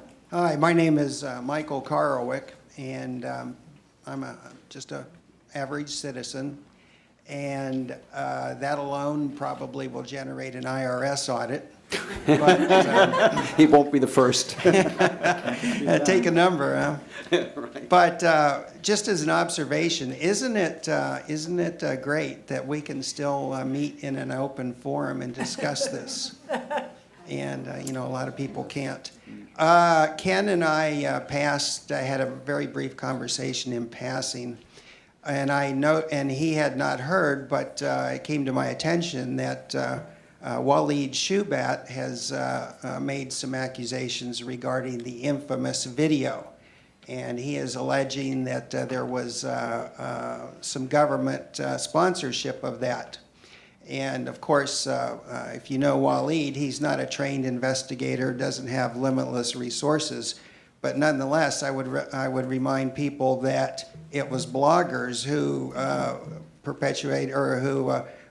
resulted in the downfall of Dan Rather. So, I wouldn't dismiss him. But to Ken, I would say, because we've had so little truth, if any, regarding the Benghazi affair, do you think whether it be the committee or Heritage or other people with resources that maybe it wouldn't be a bad enterprise to investigate the source and the history of that video just for, if nothing else, to find out if it's true? Sure, but I think much more important than that at this point, unless there's a smoking gun there somewhere that I haven't seen, much more important at this point is looking at the timeline when the video is introduced. Remember, it gets introduced into the slipstream, the media slipstream, by who? By Hillary Clinton, and that's the original spin that I mentioned in my presentation. She introduces it at 10:08 in a press release the night of the attacks on September 11th, before Glenn Doherty and Ty Woods were dead. Before they'd even been attacked at the third or the fourth or the fifth time, before the fatal attack that killed them at 5 o'clock in the morning the next day. So Hillary Clinton pulls this out of nowhere. So I think the Gowdy Committee certainly should investigate why she thought that a YouTube video that nobody had seen was so important and was the cause of the attacks, and that she thought the intelligence was so dramatically important, whereas, Tom, the information that you've got out of the State Department, those emails show that all of the email traffic up until then was about an attack on the the consular facility. It had nothing to do with the YouTube video. So where did Hillary get this? Where did she get it? We don't know. We don't have answers to that yet, and certainly the Gowdy Committee should be asking those questions. Victoria Hill, address the video if you like, but I was intrigued by the first part of the question about us being able to meet and talk publicly. And you know from your reporting and you know from your representation that there are people who would love to talk publicly who can't for fear. Yes, I was reacting because I was thinking of all the people who would love to be up here telling you and cannot. So talk a little bit about, because this is going to be a key issue, because people are going to put folks have already come forward, have been punished. Others may come forward and are fearful of being punished. Talk about the fear and the intimidation and the whole issue in terms of the committee having to confront my protecting client their Greg witnesses. Hicks was here earlier, but he had to leave. But when he spoke out against Susan Rice, he was called and said she was lying, and it was a problem for him because it had made the Libyan government mad. And he swears that that's the reason you couldn't get the FBI in there for 17 days. So when he came back for Chris's memorial service, he was called into Beth Jones' office and chewed out royally, which is against State Department rules, by the way. You're never supposed to be chewed out unless you're given notice ahead of time. And chewed out and told that nobody at Benghazi or in Tripoli wanted him there. He'd been there 6 weeks. That his men, all kinds of bad things. They just berated him and said, "You take an assignment here," and lied and said, "We'll get you an equivalent assignment." And he was put into a cubicle for 1 year, taken no assignment, none, not a thing to do. And only because of Lindsey Graham, and I just want to give him lots of credit, he called up the State Department and said, "You ever want me to work for anything else? You better see to it that Greg Hicks gets his sabbatical." And 3 days later, he had his sabbatical. Isn't that just amazing? It was like a miracle. But there are a lot of people who he was made an example of. and people who know, and they would come up to him in the hallway and say, "I'd like to say something, but I can't." Somebody else who gave him sent him a really nice email and said, "Look, I don't know why they're saying these things about you. I just loved it. I just knew you for a few weeks while I was there, and I just thought you were wonderful." I said, "Great. Will she let her name be used?" She wouldn't. Well, and anyone, that story tells you, anyone who tells you that Republicans are ineffective or don't have the power, even as a minority senator, to affect and protect people and get the truth out, that's a big lie. Helen, do you have any insights here?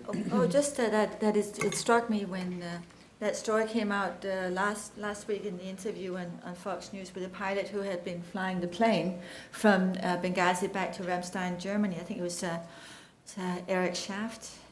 Stoll. That was it, yes. But he was retired. Right. And to not want a government contract. Right. Yes. Right. My husband said, "Well, why is he not only speaking out now?" I said, "Well, I think it's because he's not dependent on the government anymore and not afraid of it. And that is really the key. I mean, it's horrible to think that but that's the way it is." Well, you can be retired and they can still go after you. Yes, that's right. Well, if you have want a government contract, but I know there's a top general who's being threatened, who's retired, yes. Any other questions? We have time for literally one more brief question. Preston? Oh, I'm sorry. I call Preston. Joe, you've already spoken. No, I'm just kidding. Go ahead. Preston.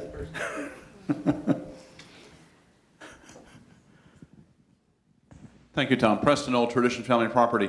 This panel, I think, is extraordinary because it talks about very real fears that people who are in government service certainly have, not only, I would say, of losing their job or being put into a cubicle for a year and twiddling their thumbs, but that my question has to do with something much more sinister and dark than that. If you get a bunch of people who start to sing, and for whom political retribution and harm of their livelihood and so on doesn't deter them, people disappear in other parts of the world for doing this kind of stuff. Do you think there's any danger whatsoever in the United States today or elsewhere where people may be subpoenaed to testify that they will be in fear of their lives? I don't know. I think the government depends on the IRS scandal. I think will chill speech.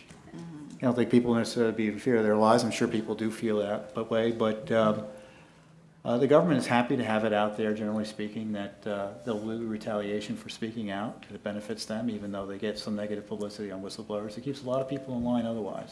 Ken, I mean, you've got sources in and out of the country. Preston, many of the people that we want to hear from themselves have led lives where they've been doing things professionally of such violence and such skill and such control that I don't think the United States government, political people, would want to be going against them or making idle threats that they could not carry out.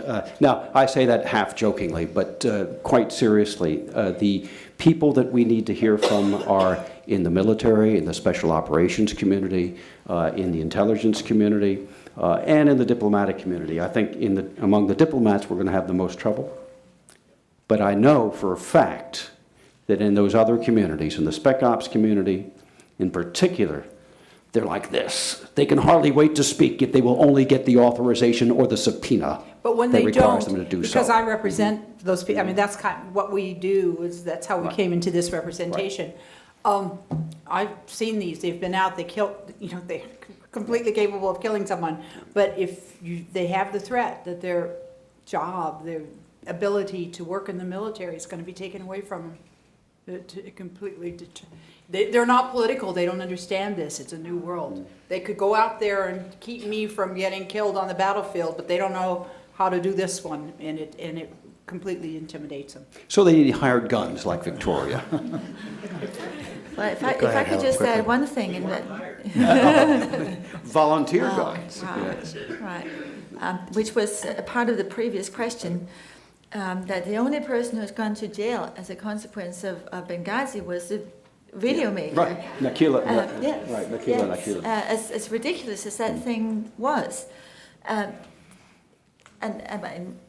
Yeah. So you're right. Somebody really somebody should investigate that. I mean, it has not been given the attention that it should. That particular aspect and what role the video really played, which I don't think we really know either, if it played any. But I have a feeling it might have played some role, but not the one that we're being told. You know, I think my closing thought, and I think we should all think about this as the Gowdy Committee continues, is that the morale of our military has been decimated. Yes, indeed. Been decimated by this scandal. There are people out there putting their lives on the line who are worried that our country won't have their back if a similar situation arises. So the committee really needs to focus on vindicating our military men and women who are fighting there. We can't overestimate the destruction of our military as a result of Benghazi, the destruction of the morale of our military as a result of Benghazi. So if there's anything that increases the spirit and increases the vigorousness of this investigation, my gosh, if that doesn't, I don't know what will. And if we could remind the committee of that, I don't think there'll be any questions about whether politics gets in the way of figuring out what went on. So I appreciate, and I appreciate all the time here, and I appreciate the time of our excellent panel. We're going to take a 2 or 3 minute break, so try not to leave the room. Stand up and stretch for a little bit, and Andy McCarthy will be joining us again to lead us in some closing remarks and questions about what next. Thank you very much.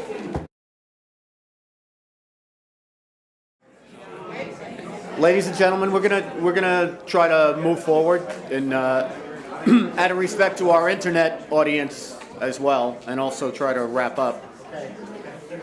So if I could just ask you to take your seats.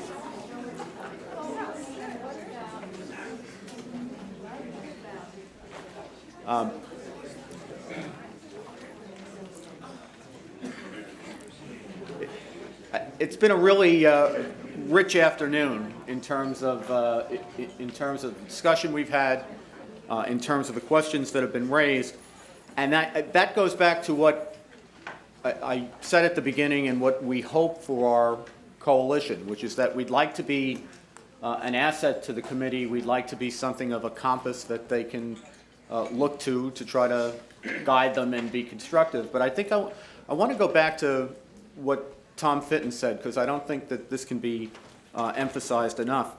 What we're about is getting to the bottom of what happened. We really hope the committee is a good vehicle to do that, and it's a successful vehicle to do that, and we have great hope for it. But you know, as I was listening to some of the commentary back and forth, we're very happy about the committee because we think the committee is a much better structure for trying to get to the bottom of what happened than the ordinary congressional committee structure, which is, you know, largely cross-cutting jurisdictions, and they're not really equipped to look at something the way a grand jury looks at something, get to the bottom of it, and then decide how to assign blame, culpability, or what have you. The other thing that occurred to me is this. Subpoena power is a great thing. I was a prosecutor for a long time. It's a really great thing if you need to get to the bottom of something. But, and this is an important but, when I was a prosecutor, my phone calls always got answered. And having subpoena power was one big part of that. Subpoenas are not things that people want to comply with. They're not things that people want complicating their lives. But I always thought the real reason that my phone calls always got answered when I was a prosecutor was because I had prosecutor power. You could be prosecuted. You could be sent to jail for obstructing an investigation, for committing perjury in connection with an investigation, etc. So I think we need to have our eyes open about the limitations of the Select Committee as well as the advantages of it. It's a much better structure than anything else we have in Congress for getting to the bottom of this, but it also lacks executive power. And it's the executive power includes the prosecution power. So it is going to need, since it lacks any prosecutorial power, since it cannot go after anyone in a criminal justice sense for either obstructing the investigation, failing to cooperate with the investigation, lying to the investigation, it will need outside pressure to be exerted. I mentioned before, I've recently written a book called Faithless Execution, and one of the big aspects of the book is that when you discuss the impeachment power, which is one of the ways that the framers, one of the main ways that the framers thought we needed to have a mechanism in our government to respond to presidential lawlessness, impeachment has two aspects. One of it is legal. Can you establish that impeachable offenses have been committed? But as I say in the book, and I think it's worth bearing in mind here, you can have 1,000 impeachable offenses. You can have 1,000 provable high crimes and misdemeanors. But if there's not public will in the American people to remove the president, impeachment becomes a non-starter. And what that tells us is that ultimately we're a body politic, not a body legal. And impeachment is ultimately a political remedy. It's not a legal remedy. I kind of think the same thing is true about this commission, or the select committee, rather. They are going to be able to get to the bottom of things under circumstances where they lack the power that a prosecutor has to deal with people who don't cooperate with the investigation. Their capacity to get to the bottom of things is going to depend a lot on the American people. The interest that we show in this investigation and the political will that we show that the American people want answers to what happened in Benghazi. That's what actually gives me hope. Because Benghazi would be a dead letter already if there weren't so many people who were so outraged by the active war against our country, by our enemies in a war that we've been at for over 12 years. Active war in which 4 Americans, including our ambassador to Libya, were killed. I think there's a lot more outrage in the place we call America about that than there may be in Washington and the corridors that lead from Washington. That's what's going to get us to the bottom of this or not. I also think, let me just go back to a point Victoria Tunsing made, and it's a related point, and that's the public relations angle. A number of our distinguished panelists said today during the day that they hoped that we didn't get to public hearings for some time yet. And that's sensible. We don't want to get to the point of interviewing witnesses until we've conducted, or until the committee has conducted, enough of an investigation that they can do competent questioning of witnesses. I get that. I agree with it. I'm also a former prosecutor who grew up in Rudy Giuliani's U.S. Attorney's Office. And I will tell you that there is a way to do a high-profile public investigation, and there's a way not to do it. The way not to do it is to go dark completely in terms of information that gets put out to the public. It's one thing not to have public hearings, just like it's one thing not to have a trial for a while. It's quite another thing to completely shut down the information flow out to the public. Because I will tell you, the people who are the obstacles to getting to the bottom of what happened in Benghazi are not going to be silent. They are going to be, they're already doing it. They're already attacking the investigation as a phony scandal. They're already attacking it as a witch hunt. They're already trying to destroy the messenger before the messengers had anything to say.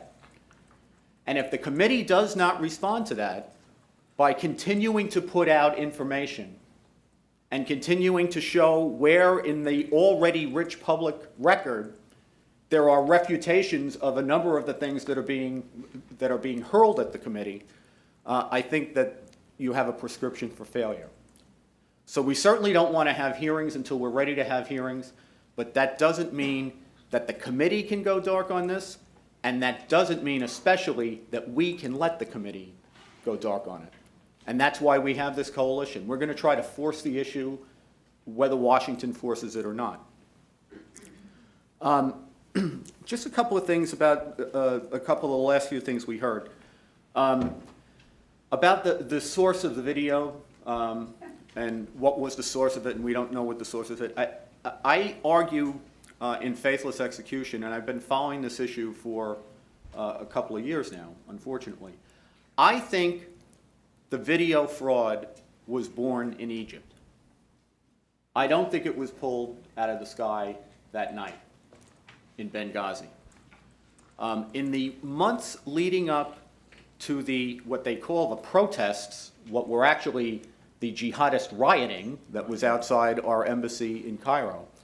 In the months leading up to that, during the reign, temporary though it was, of the Muslim Brotherhood government in Egypt, you had, in the Egyptian press, and the intelligence community is quite aware of this, lots of threats against the American embassy in Cairo, including threats by the son of the guy I prosecuted back in the mid-1990s, the blind sheikh, who was threatening a 1979 Tehran-style assault on the embassy, where they would actually try to take the embassy and take the Americans working there as hostage.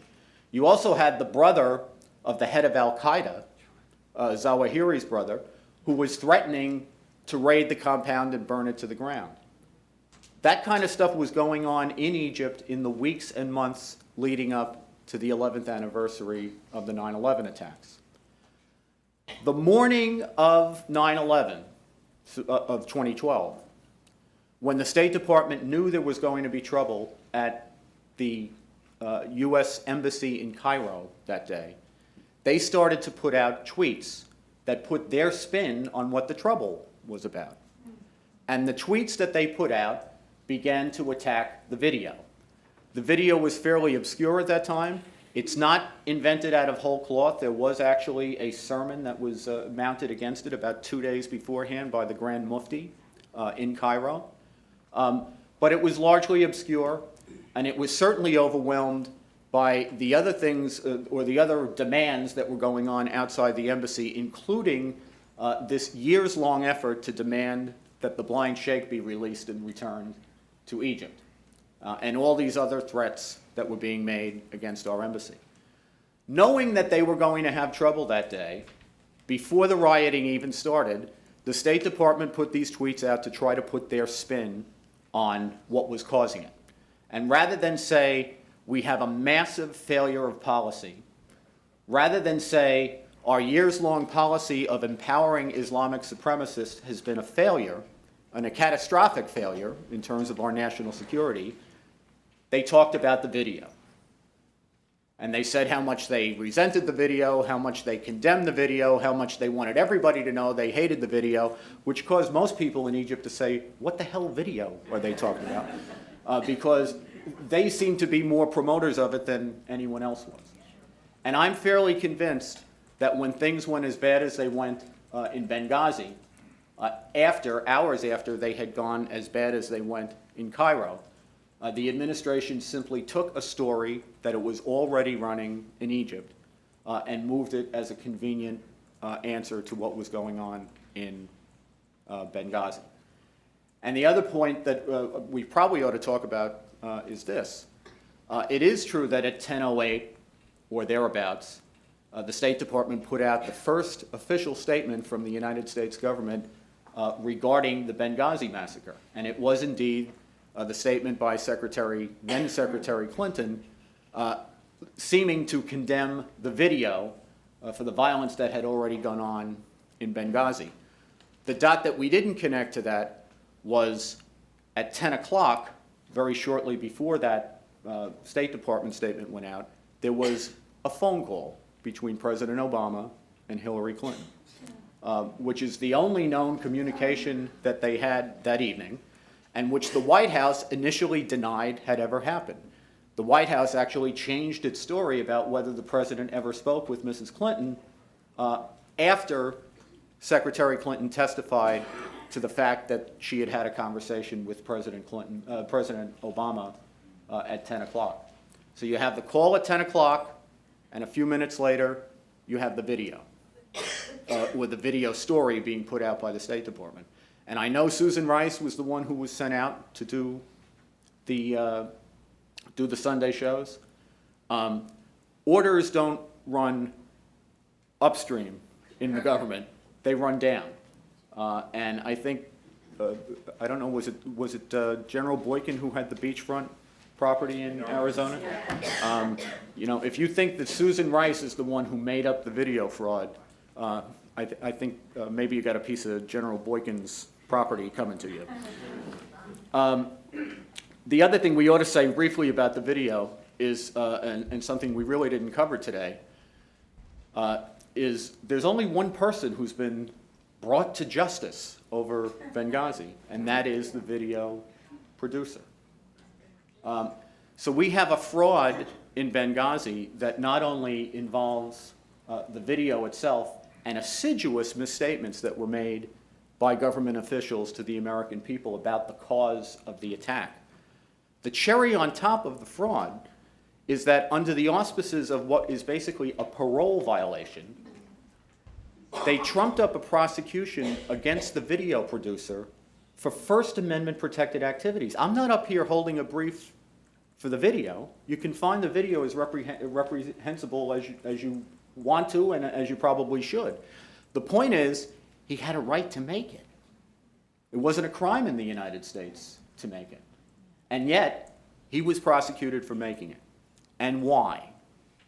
Because to the American people, it was something that was offered as bolstering the story that the video had caused the massacre.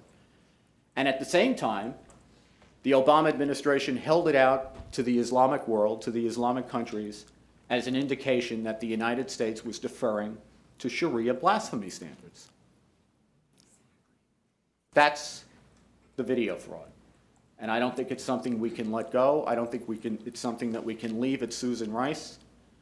It's a bigger story than that, and it involves a massive abuse of prosecutorial power. If I remember one thing from today, one statement, and there's been many, many memorable ones. I think of Joe DeGeneva saying, "Nothing, nothing, nothing." We'll all remember that, right? And the reason he says it with such passion is we've lost 4 Americans, and at the time, from the very first minutes of a terrorist siege, our president and our government knew what was going on, and they did absolutely nothing to come to the rescue of Americans who were under terrorist attack. I want to leave you with this. The day after that happened, while we were still examining the wreckage, while we were bringing our dead home, the president did a fundraiser in Las Vegas. And he got up in front of a room full of people, less than 24 hours after Al-Qaeda had dealt us a humiliating defeat in an active war in which our ambassador had been killed, and said, "A day after 9/11, we are reminded that a new tower rises above the New York skyline, but Al-Qaeda is on the path to defeat, and bin Laden is dead." I want to know why he thought he could say that. Thank you all very much for attending today.